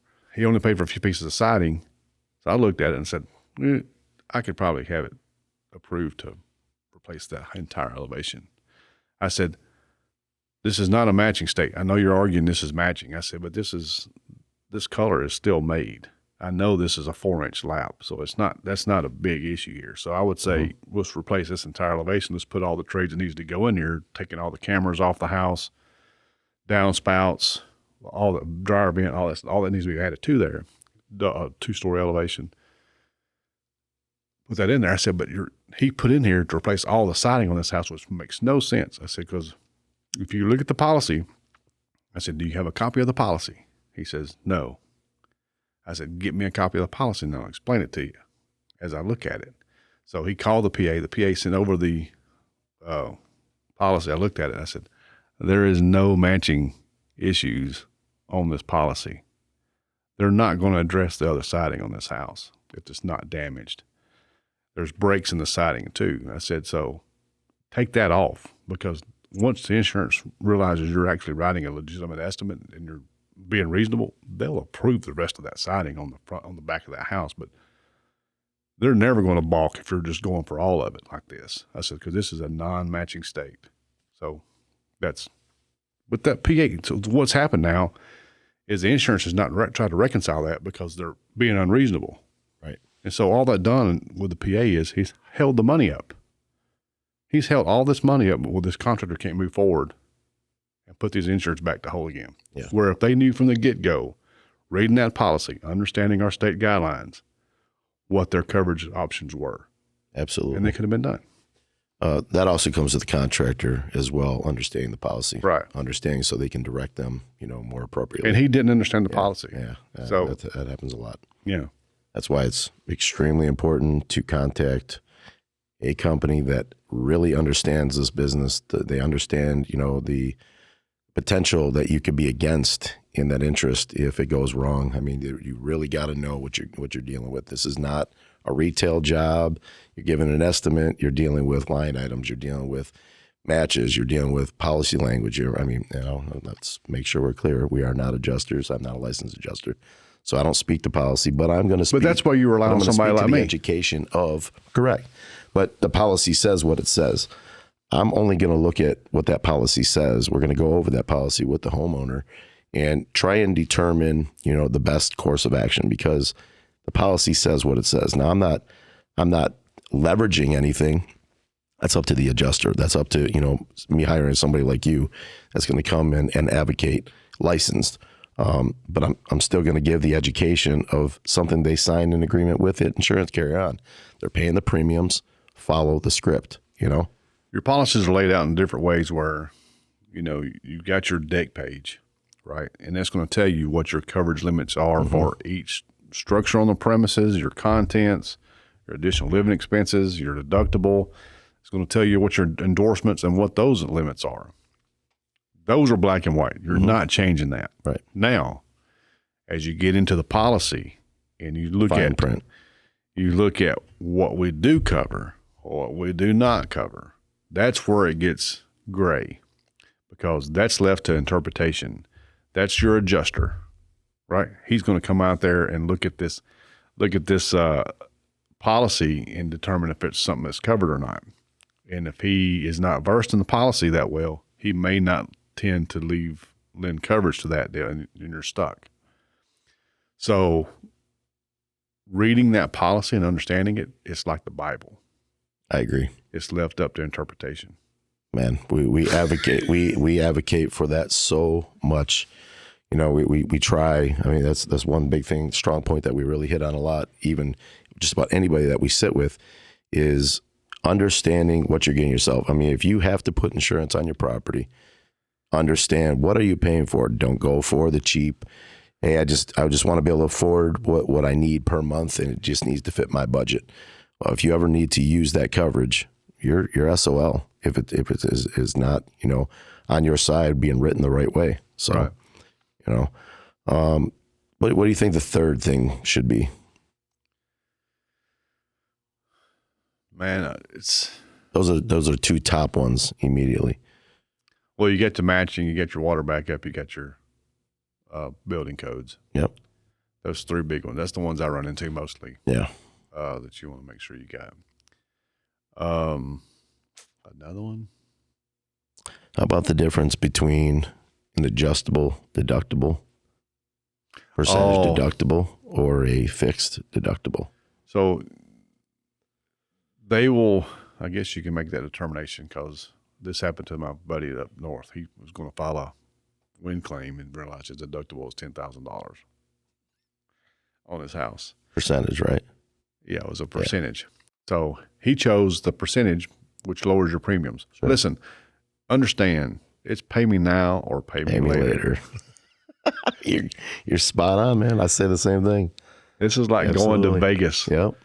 You're going to pay eventually. Yeah, they know. Listen, insurance companies know how. It's like walking into a casino. They know the ratio. Absolutely. Who's going to win or lose. Yep. Right. So most of the time they're not set up to lose. Most of the time it's them. Yeah, just like the house. But right now, insurance companies are losing. They're losing big time because you're seeing all over the country where they're pulling out. Yeah. They're not. I think Allstate, State Farm, Nationwide.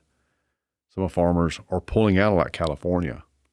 Louisiana, they've had several just fold. Florida, tons pulled out. They're pulling out. I just got off a phone a couple of days ago with a lady I did a hurricane claim for during Hurricane Ida, which is in 2021. Wow! I wrote her estimate, paid her for her damages. I didn't pay her. I wrote the estimate for it. So she called me the other day because the insurance company folded. And so they're having now the state's picking it up. Okay. The state's picking it up. So she was asking me, I can't get the state assistance unless I have photos of my damage. Do you still have photos of my damage? I did. Oh, man. So she's a retired judge. Wow. And so I actually sent her the photo sheet of my inspection to her house so she could get coverage. But otherwise she would have been stuck. All those premiums you paid. And then what happened on a situation like that is like when Katrina hit and Rita hit Louisiana, your State Farms, your Allstates, some of those companies decided we're not going to provide insurance anymore to anything south of I-12, which is Mandeville.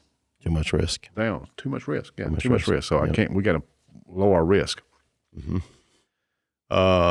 So then the state realizes we're losing a lot of insurance between those two, what they're insuring here. So let's invite some other companies to come in, smaller companies to come in that may be willing to take that risk and do it. Well, they don't have as deep of pockets.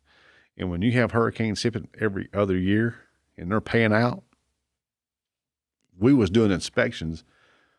I would get a block of claims. I'd be writing stuff up, and I had several I'd wrote. I had several I didn't.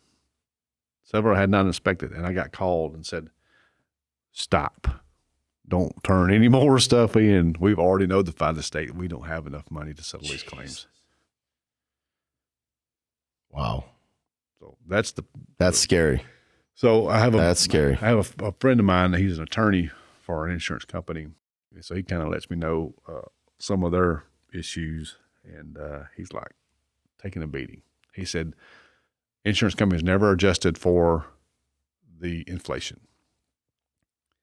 He said so the premiums they were charging were never reflected upon their inflation. So whenever these claims were getting filed, they were just paying, the rebuilds. Yeah, they were just paying way more than what they were getting back from the premiums. So now you're going to start seeing increases in the premium so they can start recouping some of their money back.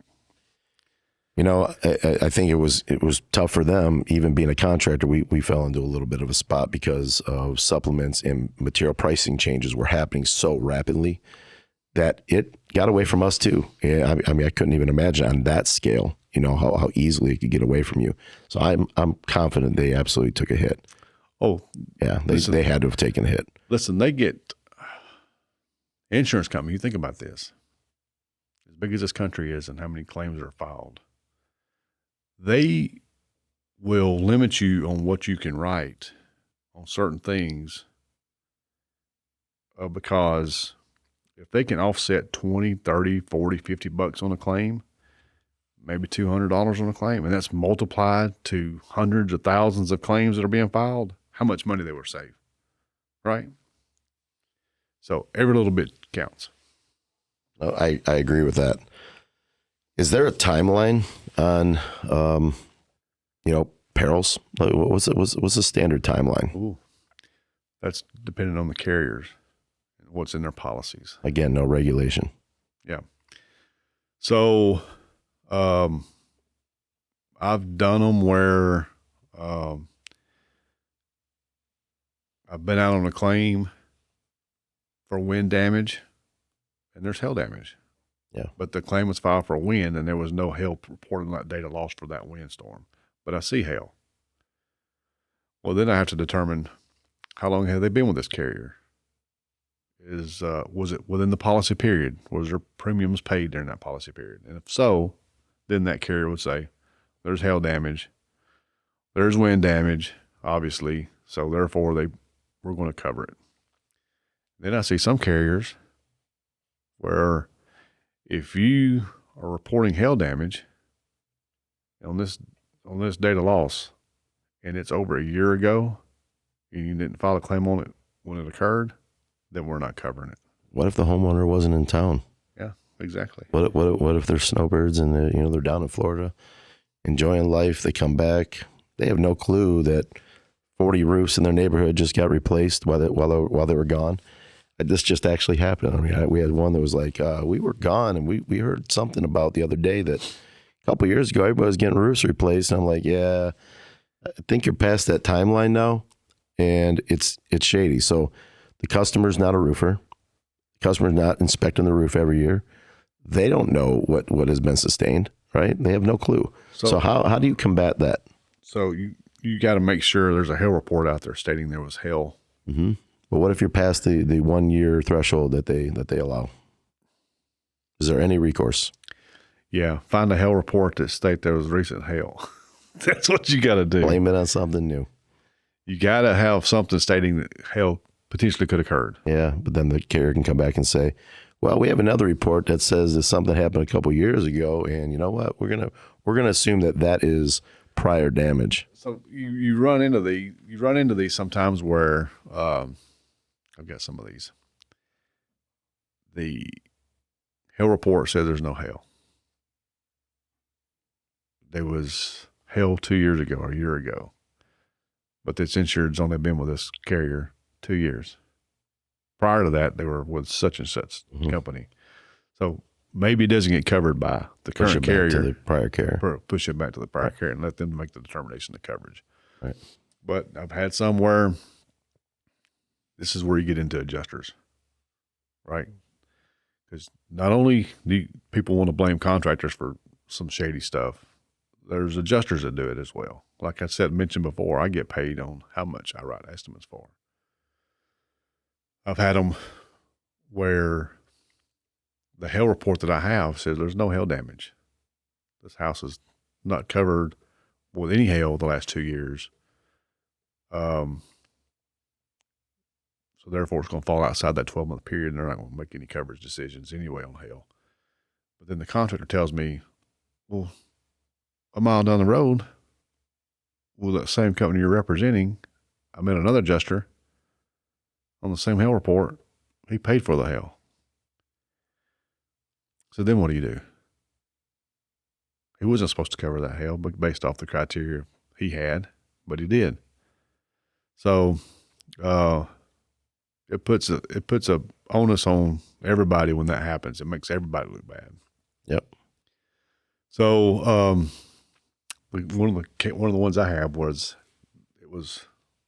no hail on the reported date that I went, or maybe it was half-inch hail. right? Maybe a year ago, it was 1/2 inch hail. So as I'm looking at it, I get up on the roof, knowing he's only been there 2 years. So 1/2 inch hail, probably not going to cause a lot of damage.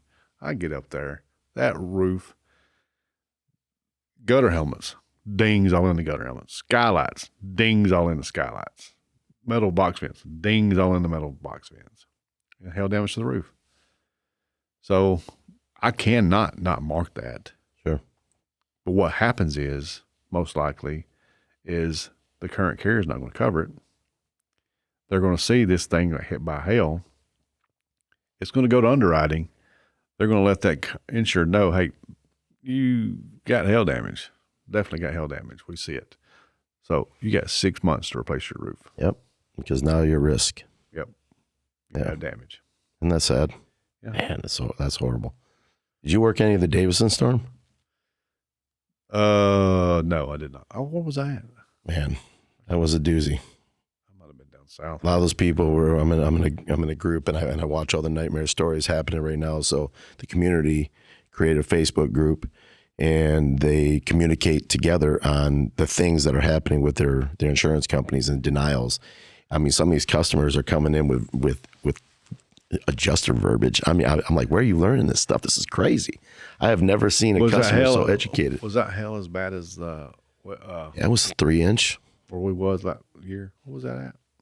West Branch? Was that West Branch? Yeah. Well, you had West Branch, and then no, that was Blue Lake, Traverse City, Blue Lake. No, that was West Branch because I remember I did some baseball stuff. Yeah, it was West Branch as well. So that was all the same storm. Yeah. But where we did a lot of was Lewiston, Gaylord, right? Yeah. That's where we rented that house up there. Yeah, I'll never forget that house. You remember the valley? Yeah. You remember the valley was created with drip edge? Yeah. And caulked in line. When you get into those cabins, dude, you never know what you're going to get.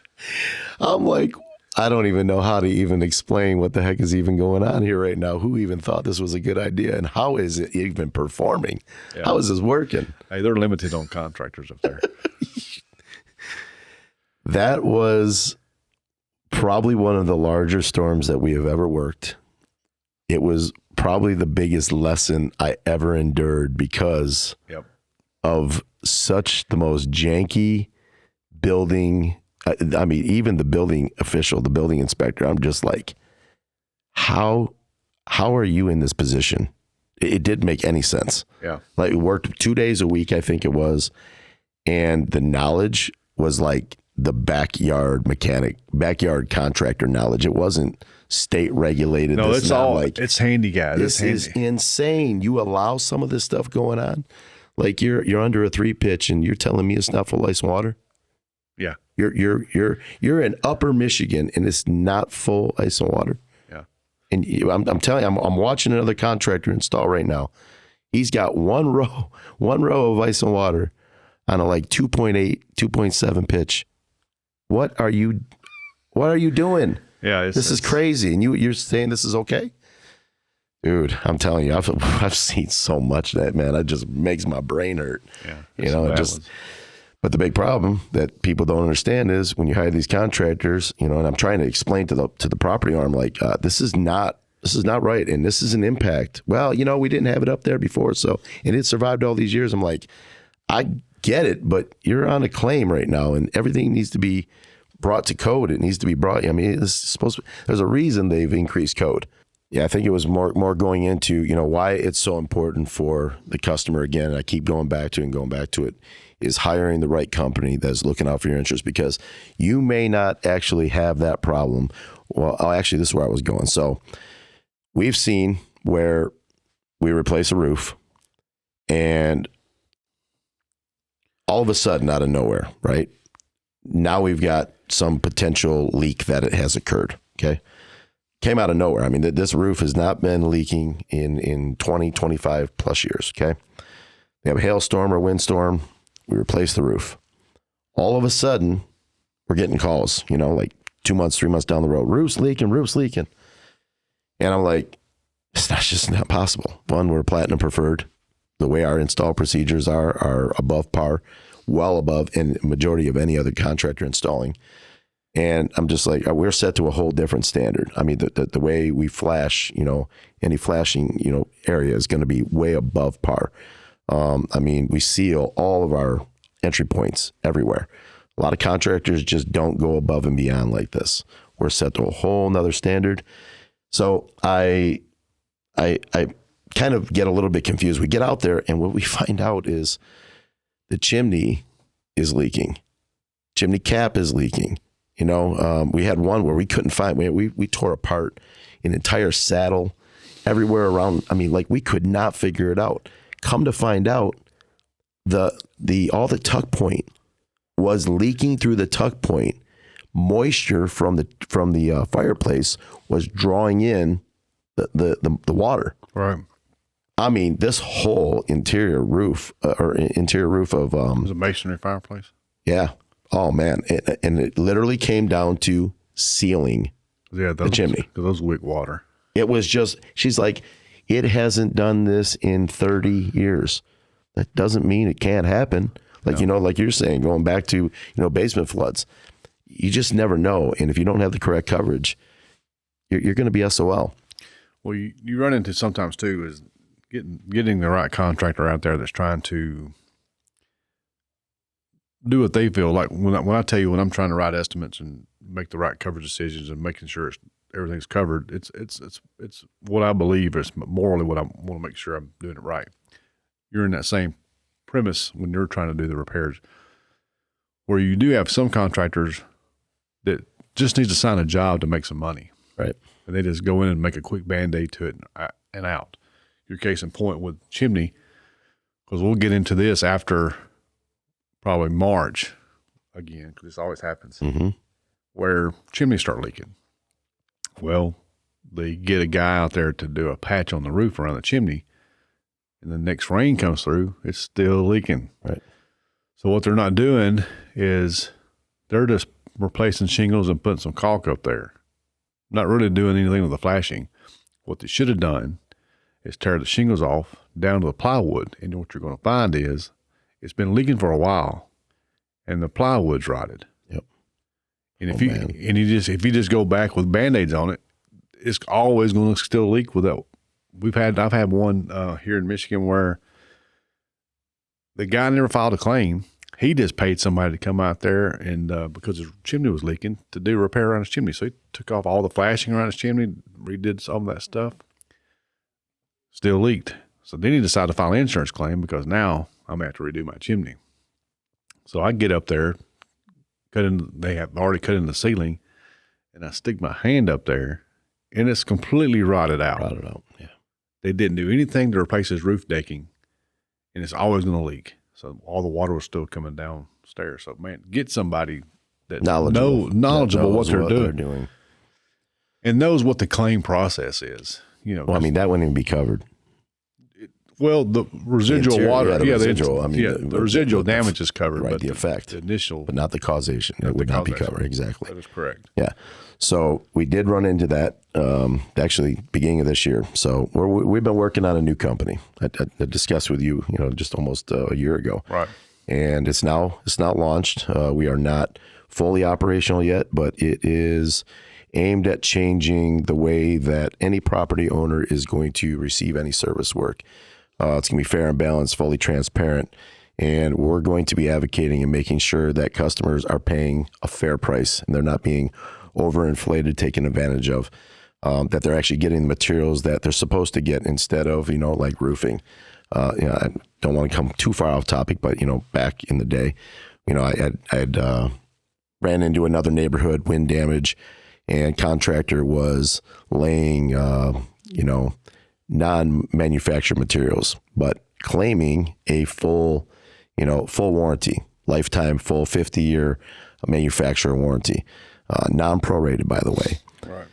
And this is what he was selling, a GAF install, a big contractor in the area too, and was just pulling the wool over people's eyes. And I'm watching, I'm talking with one of the homeowners, and he says, this guy's giving me a 50-year warranty. I said, no, not with those products he is. He needs, so many components to be able to give that warranty. So I don't know how he's pulling that off because he has to register that warranty. So I'm telling you right now, he's not registering the warranty. There's just no way in the world. So you're being sold. And I said, those are generic materials. Those are not manufactured materials. Right. And he calls. I said, man, don't get me in the middle of this. He said, calls the contractor and he lights him up. This roof is like maybe 40 minutes away from being finished, about a 65 square house. Oh, Jesus. Okay. And he asked him point blank. He said, no, man, I'm going to warranty it. Don't worry about it. He said, that's not what I asked you. Is the materials that you're putting on my roof, the underlayment, does the manufacturer those materials? No, they don't. Tear this roof off. Get me the materials here immediately or I'm suing you. He did this to about 14 houses in that area. Oh, you want to talk about a hit? Don't be shady, man. Don't be shady. We literally put ourselves on a pedestal being a platinum preferred contractor and now a GAF Master Elite. It carries its weight in gold. Do the right thing. Yeah. If you have that status and you can give those warranties that just not everybody can give to that property owner, and all you have to do is give them the correct materials and not worry about your pocket that, over the 150, 200, 400 jobs you do, if you can save $200-$300 a job, man, it adds up, right? Just, you're unethical. You care about the money. You don't care about doing the right thing. And so I'll tell you, since day one, man, and you've gotten to know me pretty well, since day one, I have always done the right thing. And I'm a little bit, some people would take me a little bit too rough around the edges. I'm a little intense, but I'll tell you, I'm the best person you have in your corner. Premier is the best person you have in your corner when it comes to the inspection process, when it comes to the claim negotiations, when it comes to the installation, guaranteeing the most superior products. You're not getting any better. I don't care. I'll put Premier Roofing against anybody in this state. That's period. Where, when you align yourself, what you have with the manufacturers, products you carry, that's a pride within itself. When I was always in sales or doing outside sales, I always tried to align myself with products that were well known and were great products and great company, because that gave me a pride in what I was doing. It made me want to fight for them more, like Anderson Windows or Lennox Heating and Cooling. So yeah, once you start adding that stuff to your trade, then you just start, the character just starts building, and you have, I've known you for a long time. And so, if I ever have any questions on stuff that I have to do, I always call you just to make sure I'm seeing it right, or I'm looking at it right, or it's just actually what's going on in the market with these materials, or identifying certain things. You've always been great. Yeah, and you're from the business. I mean, you know a lot of this stuff, but it's still good to conversate and have difference of opinion, because we run into situations still. Every house is different. Sometimes we get into situations, kind of scratch your head and think, what was the architect thinking when he did this? It doesn't make sense, but you got to figure out a solution to it, to mitigate any potential of, some other occurrence happening when you're going through and doing a reinstallation. And then we went as far as seeing, well, if it's happening in the roofing industry, I'll bet it's happening in other trades as well. It does. So we got into some HVAC stuff with another partner of ours, and we started seeing an opening of, like, we did tons of business with Angie's List. We lost so much money. Home Advisor, it just, the scam, it's just, the gig is up, man. We spent so much money with them for rehash leads that, it doesn't come down to the sale. First of all, it should never come down to the sale. It comes down to the representation of the company, what you're giving. Are you trusting? Are you going to give exactly what you say you're going to give? And it comes also down to price. Do they push certain contractors that are, I guess, maybe advertise more or something with them? Or it's a pay to play, man. Everything. I mean, that's the way it goes. So what we've designed is something that is going to be more concierge. We're directly involved through the entire project. When you come to us, Service Saver, the platform is going to stay involved the entire time, all the way through from the first initial, estimation that's done, with the products, and making sure that you're getting superior products, making sure that you have a superior warranty, and making sure that you're being charged the right price.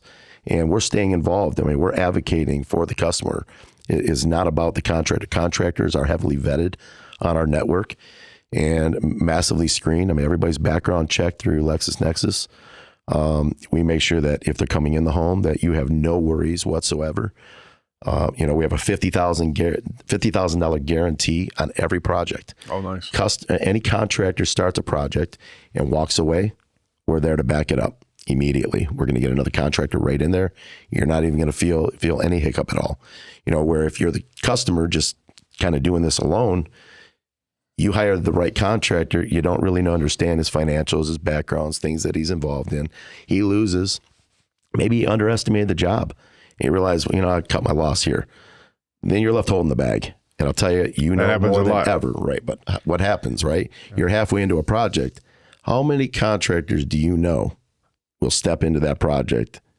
Or better yet, they know they can take now advantage of pricing because you need it done. Or it ain't going to be the repair you think. Right. Because if another contractor gets involved, he's going to tell it everything that other guy did and make it his own. Oh, yes, absolutely. Because he's putting his name on it. So was it done right? Yep. Now we got to restart. Yeah, you restart the whole thing because now your price has just doubled. Yeah. So that's a great thing about us through our process. Let's say any contractor's doing the work, they're required photos every single day they're on job site, photos all the way through. So we can pass those photos on to the next contractor if that was potential to happen. Nice. Yeah, exactly. Being in the contracting industry majority of my life. I mean, I've been sitting right there with my dad, building custom homes, doing remods, roofing, slaving, doing torch down, just singeing the hair off my legs when it was just growing on. It just I've been there and done it, man. Just like you, I've been exposed to materials. I've also been exposed to things that are abnormal in the building industry that you have to figure out a solution to. And, that's why, majority of times when we get into a situation with Premier where, the guys are still very knowledgeable, very skilled, but things occur. I'll go out to these job sites because I have definitely a different perspective, more an intuitive understanding of what's actually going on. And that's where I credit what we do, plus the ethical value, plus the care, the passion, the real devotion towards the client. I myself went through a situation this past year, and that's when the whole service saver idea really, really blossomed.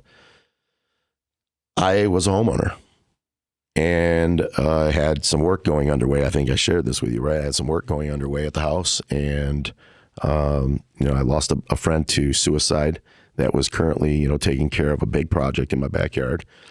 And we're almost halfway in at this point. We're starting up in the spring and this happens, and oh man, it was just such a mess. And at a time where contractors were known to be just like ripping people off left and right for prices because they, the labor market was so liquidated that they knew you couldn't find anybody, so they were taking advantage of it, right. Which I don't agree with. I mean, I'm sorry, man. Your value is your value. I mean, don't take advantage of somebody and kick them when they're down. So I brought in 3 contractors, and the prices I got, and I did not expose that I knew what I was doing, right? I don't want that leverage.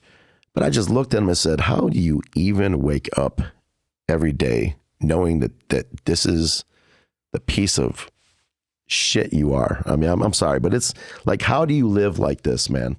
And just think for the lay person that has no knowledge.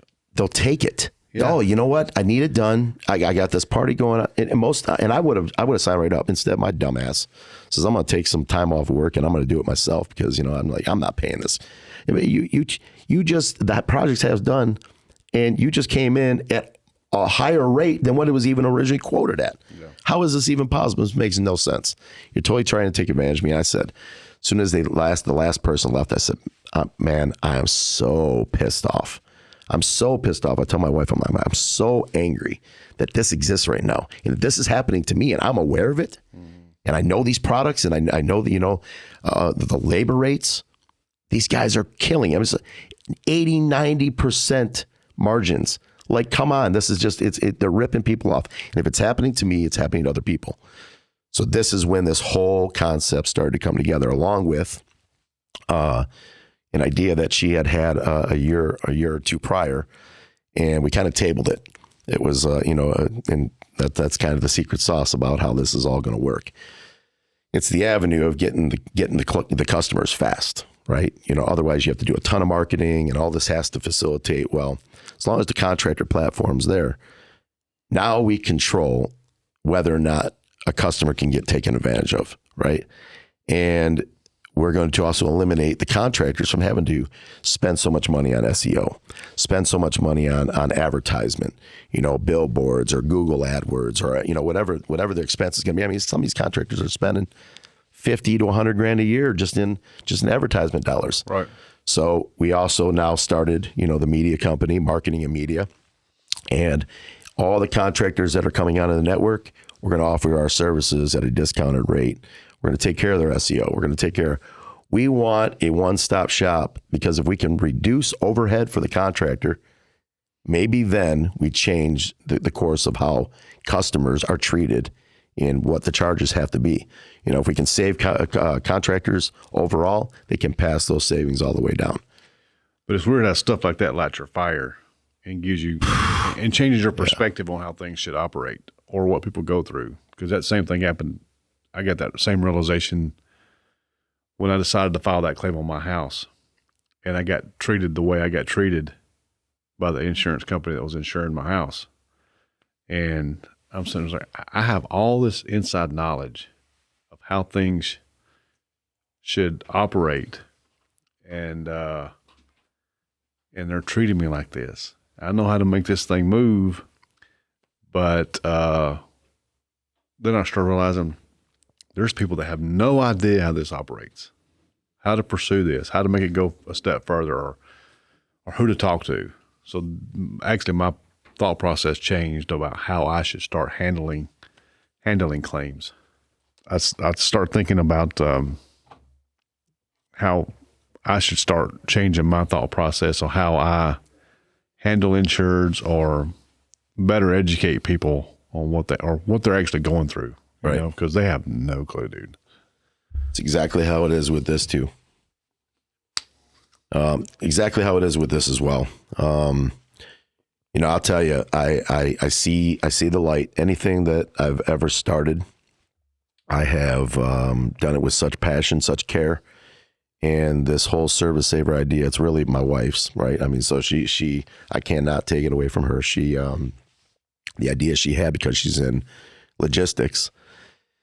And she said, how does this thing not actually apply? I mean, how is it not being done in the contractor world, to more connect the logistics of things moving, right? This is where it kind of started. And so she says, this is how we do it in this world.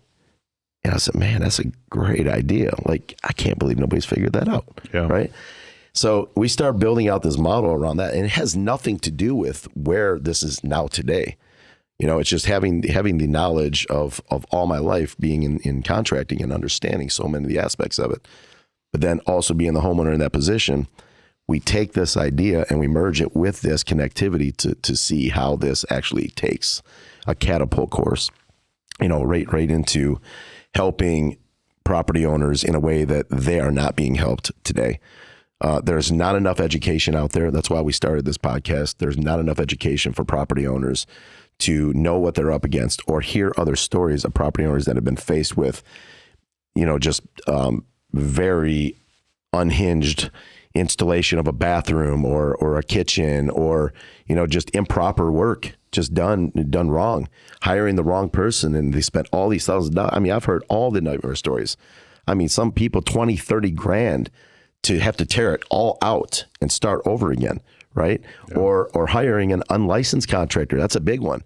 We're going to save some money, so it doesn't really matter. I mean, this guy, if he has a license, then he has to charge more. Come on. If he has a license, you're protected. You can go, you can go to the state of Michigan. You can leverage it, with the attorney general. I mean, there's a lot more accountability there. I mean, there's legalities, builder contractor law, people just don't know enough. It's a simple thing about this one. This is a big one, right? Putting so you know that any contract, if you're a contractor doing any contracting work, your builder's license number has to be at the top of your contract, right? And a lot of people don't know that. So the first thing I say when I get in these other situations is people like, man, I hired the wrong contractor. I don't feel good about it. I really don't know how. First thing I ask, I say, is builder's license at the top of that contract you signed? They said, no, it's not. Oh, well, then he's got a problem. You can easily void that contract. It doesn't exist. That was a lesson learned. That was a lesson learned, man. That was it's true. It's true. Yeah, that's a lesson. Oh yeah, imagine that one, man. Yeah. Now I find out that he has 20 other clients in that area, and I go around and say, hey, this customer's having this problem, or she can advocate for us. Say, hey, you know what? We all have a way out. He loses 20 jobs just like that. But first of all, he's not going to lose the jobs if he's doing what he's supposed to be doing, right?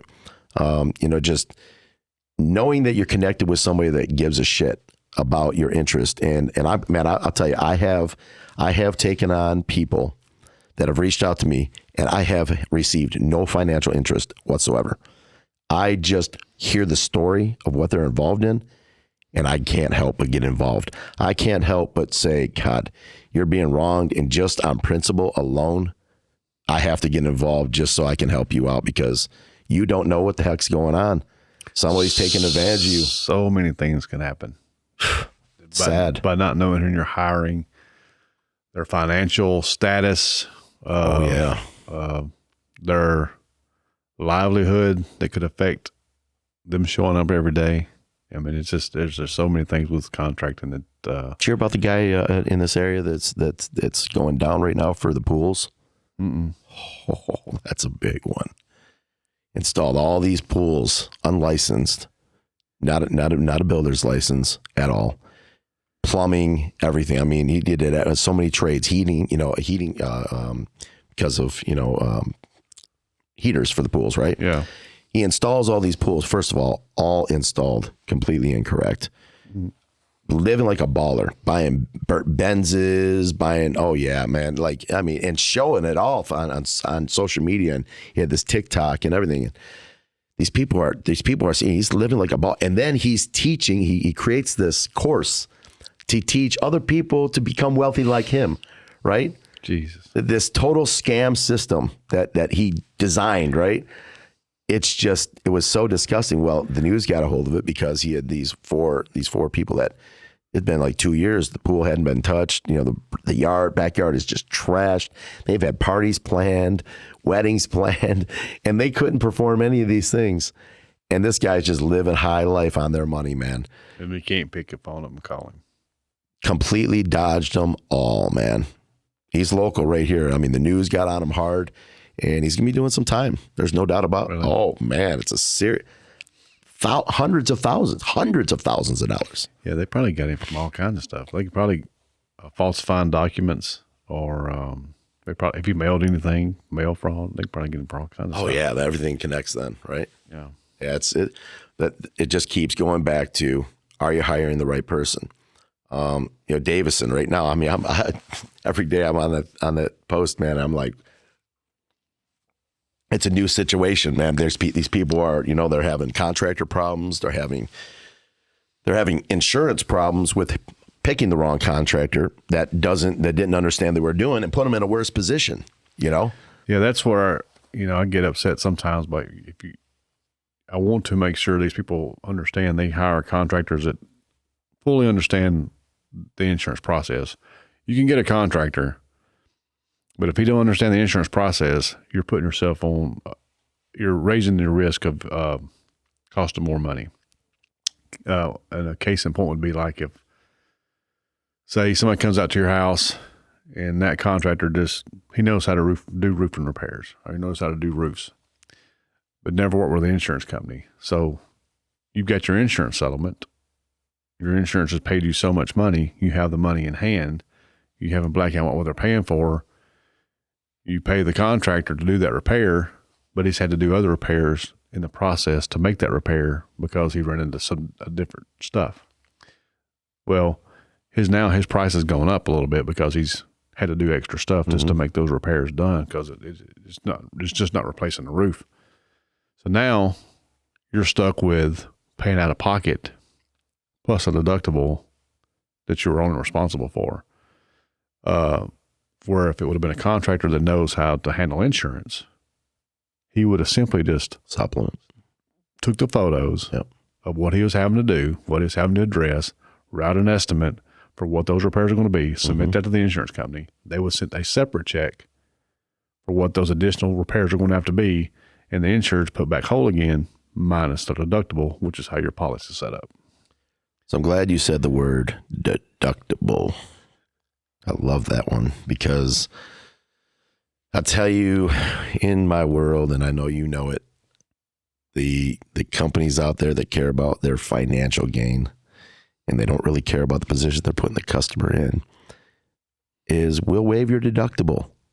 You don't have to pay your deductible. It's not really a thing. That's just there for, for giggles, right? No, it's real. And what majority of customers or property owners don't understand is that is your financial commitment. And if you don't pay the deductible, that means the overall assessed value on that estimate was not completed in a whole. So if anybody should have seen a savings, if the contractor could do it for $1,000 or $2,000 less, the savings should have went to the insurance carrier, shouldn't have went to the customer. Right.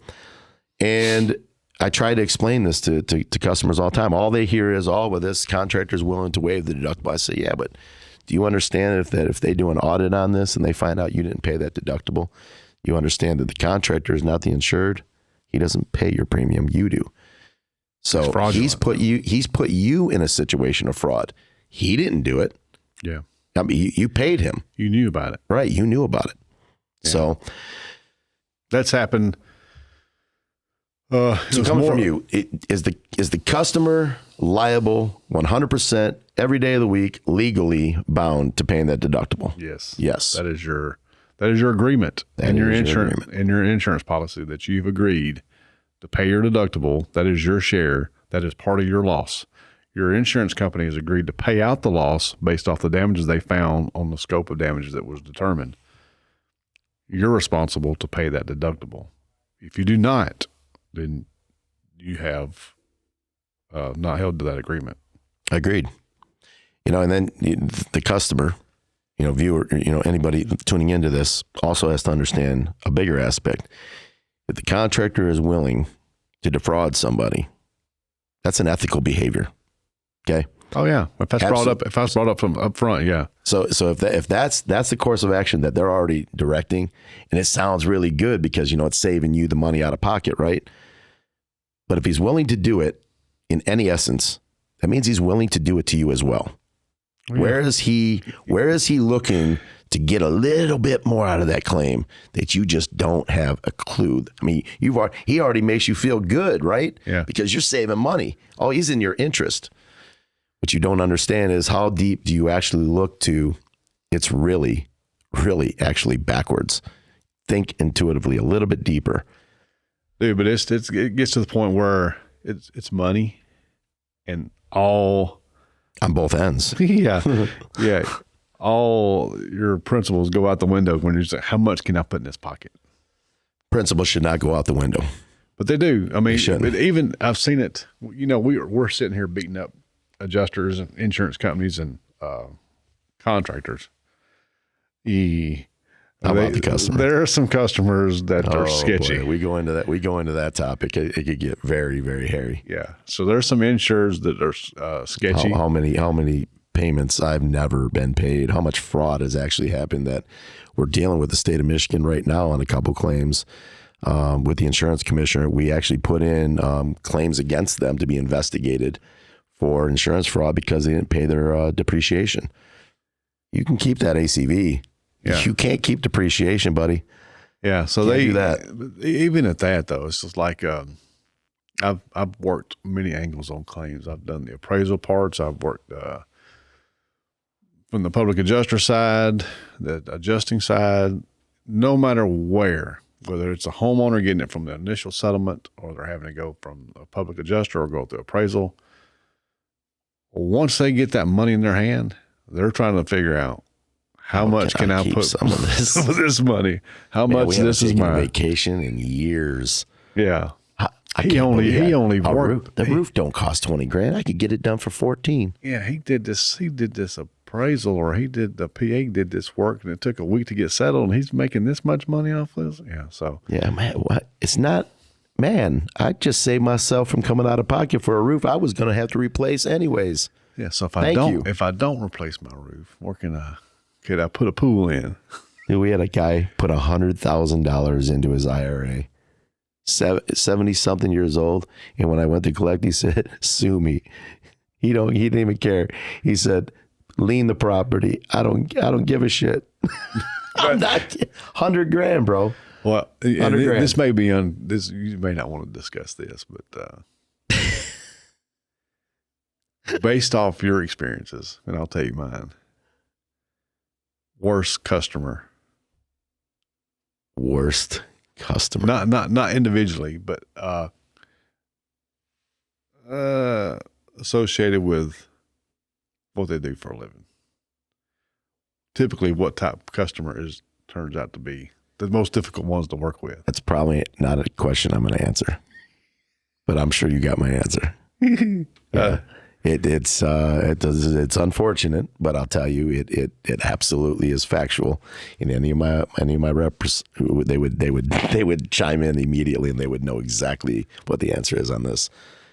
I don't know why it is. Well, I kind of do. You know, the behaviorals are there. It just kind of bred into the. I don't know if I want to continue on that conversation. Well, from my That's a scary my one. experience, Yeah, well, let me just coming from your perspective. because I've been on both. I've done the contracting part too, and the adjuster, and it doesn't change from contractor to adjusting, right? Well, it may how they address you, Mm-hmm. right? Yep, 'Cause absolutely. I'm the man with the money, Right. Yeah, you're the decision maker. yeah. But on the other end, when I dealt with it, preachers, police officers, and attorneys. That was my worst. Trying to collect. It's a perspective of everybody naturally tries to keep some, aspect of their claim. And that's cool how you talk about the deductible. You owe the deductible. But at the same time, if a contractor says, or you direct the contractor and say, "Hey, listen, I don't want to do the gutters. They're paying for my gutters. Can I just keep that money?" Yeah, it's your money. The ACV portion. Well, yeah. If we're not doing it, that's fine, but we can't. You'll never get the replacement cost. Yeah, we can't turn a replacement cost on something we didn't do. Yeah, it's your money. You keep that money. If you want to keep that money, that's your money. Or you can even apply that to your deductible. I mean, you can. You can, but I mean, it's still money that you're getting paid. Absolutely. So you can keep that money, but at the same time, you got to understand, you'll never be able to claim those gutters again. Once they paid for them, Right. They're If paid they for weren't them. replaced, they're not paying for them again. But in those other aspects of those other ones, they're trying to, a little slow pay. Yeah. I'll say that. We've got claims that we haven't been paid in 2 years. Yeah. Hundreds of thousands. I mean, we have lost, man, I bet you in honestly, no joke, 10 years, I'll bet you on unpaid claims on 100% performed projects, we have probably lost a little over $1.5 million in unpaid claims. I had done one down south where the house, the lightning strike or something, hit the doorbell, burned out the attic, smoked out the house. So we agreed to do all the interior work, repainting, all that stuff, flooring. And he wanted the rest of the house painted, right? So I agreed, signed the agreement with him to do the rest of the house. That was out of pocket. Insurance covered whatever. I agreed to charge him this much to do the rest of the house. Well, he never explained that to his wife. So when it came time to pay, they owed the money, and he had to explain to her, we owe him this money. Well, then it turned into a punch list. And that punch list was just ongoing. It would never stop. And I'd get him to sign the punch list. She'd find something else. So I got to the point where I just got aggravated with it. And then I saw him pull up in a brand new truck. And I realized, there's my money. I will never get that money. He's rolling up in my money. Yeah. So then I had to make it. I was like, do I beat him up pretty bad, or That's funny. how do I handle this? But it was cheaper for me just to walk away and not get the money. Lesson learned. So, in kind of trying to wrap up things, let's say a customer goes it alone. They don't use a contractor at all, If they had to, because I'm not suggesting you call Premier, even though, we are definitely going to be your best advocate and best solution for your claim, I promise, but at the end of the day, some want to go it alone. What do you suggest they do if they do have to go it alone to making sure that they end up on the winning end? In a lot of cases, then you can go at stuff alone. It really depends on what you're the complexity of the job, what you're filing the claim for. Okay, right. Yep. If you have a good adjuster, he's going to explain it to you. He's going to tell you what your options are, how to proceed with it. This is what your damages are. Mm-hmm. It could be this. This will be something for your contractor to work out. You may have some adjusters that just take photos, don't explain shit, and they're out the door. And you're left to figure out what you do with your claim. Like I said earlier, I never have to have a contractor present. Right. Because it's not going to change my scope. But for a homeowner, I would say just don't get a contractor. Get one that does the insurance stuff, that knows everything, and do not pursue your claim unless you got one. You may even go it this way. You may know you have damage. Have the contractor come first before your insurance looks at it, and let him tell you, and set the expectations of what you're looking at. And then you can deal with the adjuster. Sure. But if you're trying to handle it alone and you don't know the process, you're going to be stuck with what you got. So you would suggest probably not going it alone? I wouldn't. I mean, as complex as not knowing what that policy really says, what your coverages are. I mean, if I come out and tell you that you're only going to get, a repair to your siding or something, and you don't know how to pursue that to make it potentially go bigger, I mean, you're going to just be stuck. Yeah, I would agree. But again, I'm also not going to try and push anybody in our direction. I want people to understand that if they do choose us, there's a reason they're choosing us, because they trust that we are going to execute well. We're going to perform it well. And, when it comes to the installation factor, we're going to make sure that they get everything they have coming. But I just definitely want, full transparency that, at the end of the day, it's your property. You can do what you want. You can hire any contractor you want. Just make sure that you're hiring the right contractor if you're going to bring a contractor in. I'll give you a good case in point on some siding issue where I had one in Kalamazoo, and the guy filed the claim, filed it late, but it was in the same year time frame. So snow and ice hit, knocked a tree branch down, hit the siding of his house, hit the right elevation siding of his house. So therefore, he had aluminum siding. It was textured. It was 4-inch lap, double 4-inch lap. So I see about 5 or 6, 7 pieces damaged on that side. So I'm not repairing 5 or 6, 7 pieces of siding on aluminum siding. So I rode up to replace the entire right elevation that was affected. Mm-hmm. So it was a gable in. Mm-hmm. So I got the elevation plus the gable top. So he immediately said, "It's not going to match." I think you're not going to stop there. You're going to do the rest of the house. I said, "No, I'm going to stop there." I said, "I'm not replacing 5 or 6, 7 pieces. I'm replacing that entire elevation." So he goes, "Well, it's still not going to match." I said, "I'm going to be stuck here, and you can see it from this side of the road, this side of the road. And if I sell my house or whatever, it's going to really affect it." Line of sight. So then I was like, so you're upset about these 5 or 6, 7 pieces of siding that are damaged. So I took him to the front of his house where it wasn't part of the claim, and I showed him all the damaged pieces of siding there. I said, so this here you've told me you did yourself, but you've done nothing to do any repairs to this. But now that you've had this happen, you're looking to your insurance to just do the rest of the house because of that. I said, I looked at his policy. I said, you have a non-damage siding clause in your policy. I said, so listen, I said, this is how this works out for you.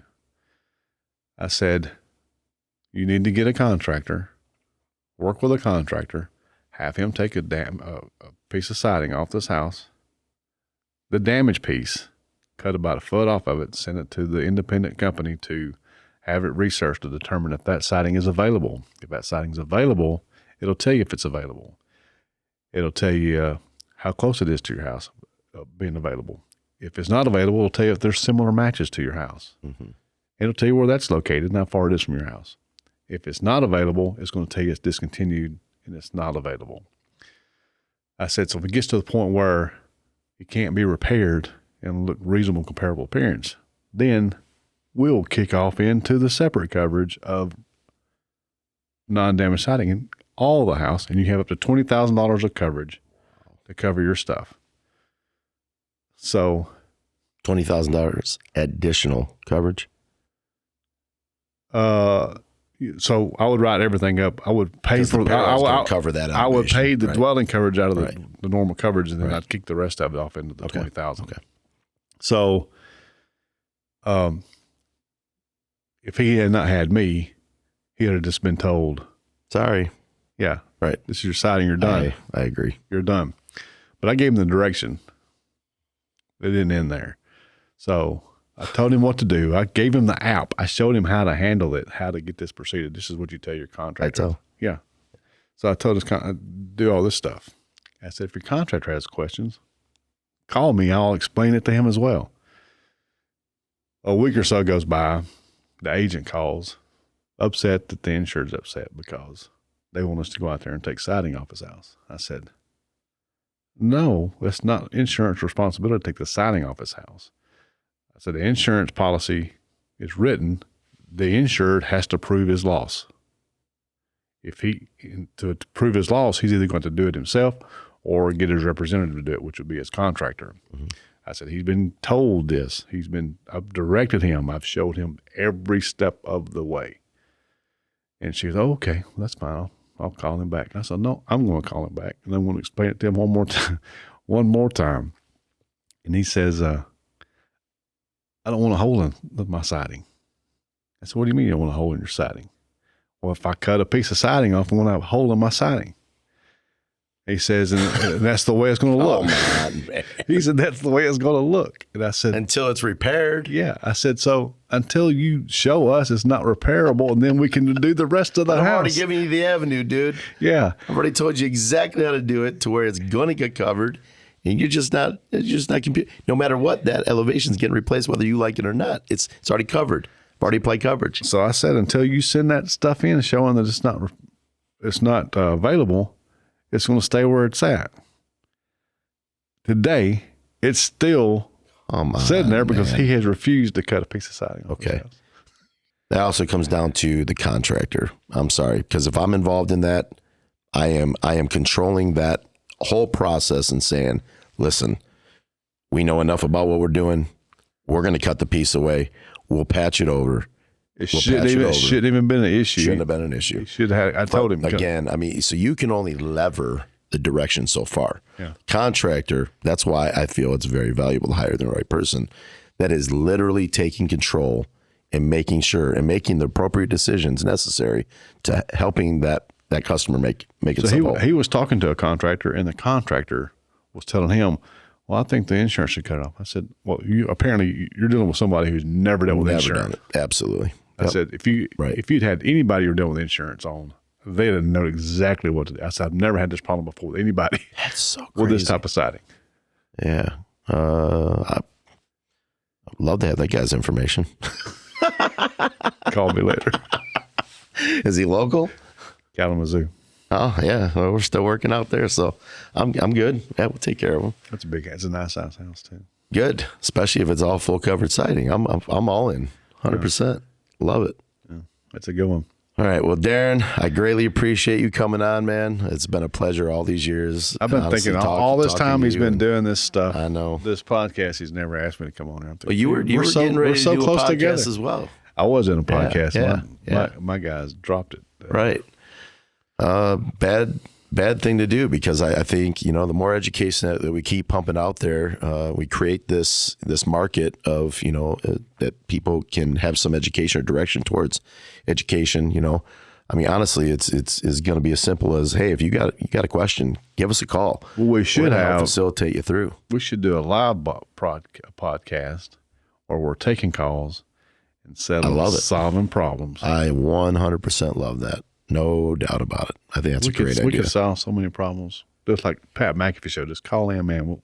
Let us handle it. Yep. No, I agree. No, and again, man, I've been for years, man. I've always respected and admired, your knowledge towards all of what I do.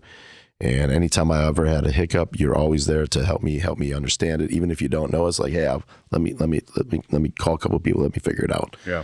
And we solutionize together. And I'll tell you, I feel that the more asset you have in relational value that can help the property owner overall make sure that they're taken care of correctly is the most important aspect. It doesn't matter if you can bang out 400 or 500 roofs a year because you're a good roofing company.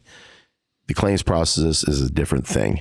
And, majority of them, I'll be honest, simple. I mean, simple, flawless. They go through, yes, it's approved, no big deal. But a lot of them are hiccups. And they get levered. And it's the person that has the most knowledge, the most resources, that's going to be the most benefit for that property owner. I will tell you too that for homeowners, if you're doing anything, be welcoming to your adjuster. I agree with that. Be nice to him, because I associate it like this. Would you be mad at your dad that's giving you an allowance? Somebody's writing that check. So not at all. You can be nice. Don't be overbearing and too nice. I mean, but it's be nice. That's funny. I'm getting ready to head out to a claim. It's supposed to be later on today. The customer is just a tote, man. I don't want to go over, and he's a lot. He's a lot to deal with, and it's like the best thing you can do is just stay out of it. Please, just stay in the car or don't even show up. Just let us handle things. And now he's not going to. He's just not that type. He's going to be all up in there and trying to lever. I said, man, you annoy this guy. And unfortunately, I've seen enough of it. It's not going to come down to whether or not it's real, factual. You annoy him, he's going to be like, you know what? I'm going to teach this guy a lesson. Shutting this down. I'm going to shut it down. Hey, I've been part of those many times. Just let your guy do their job. That's what you're hiring them for. Now, if you're the one doing it alone, good luck. Yeah. If you're doing that, yeah. But you always, be nice to the guys. But Darren, I greatly appreciate you coming here, man, and I look forward to even a lot more ahead. Yeah. We're gonna do this again. Yep. Definitely. Look forward to it. Okay. Appreciate it, buddy. Thank you.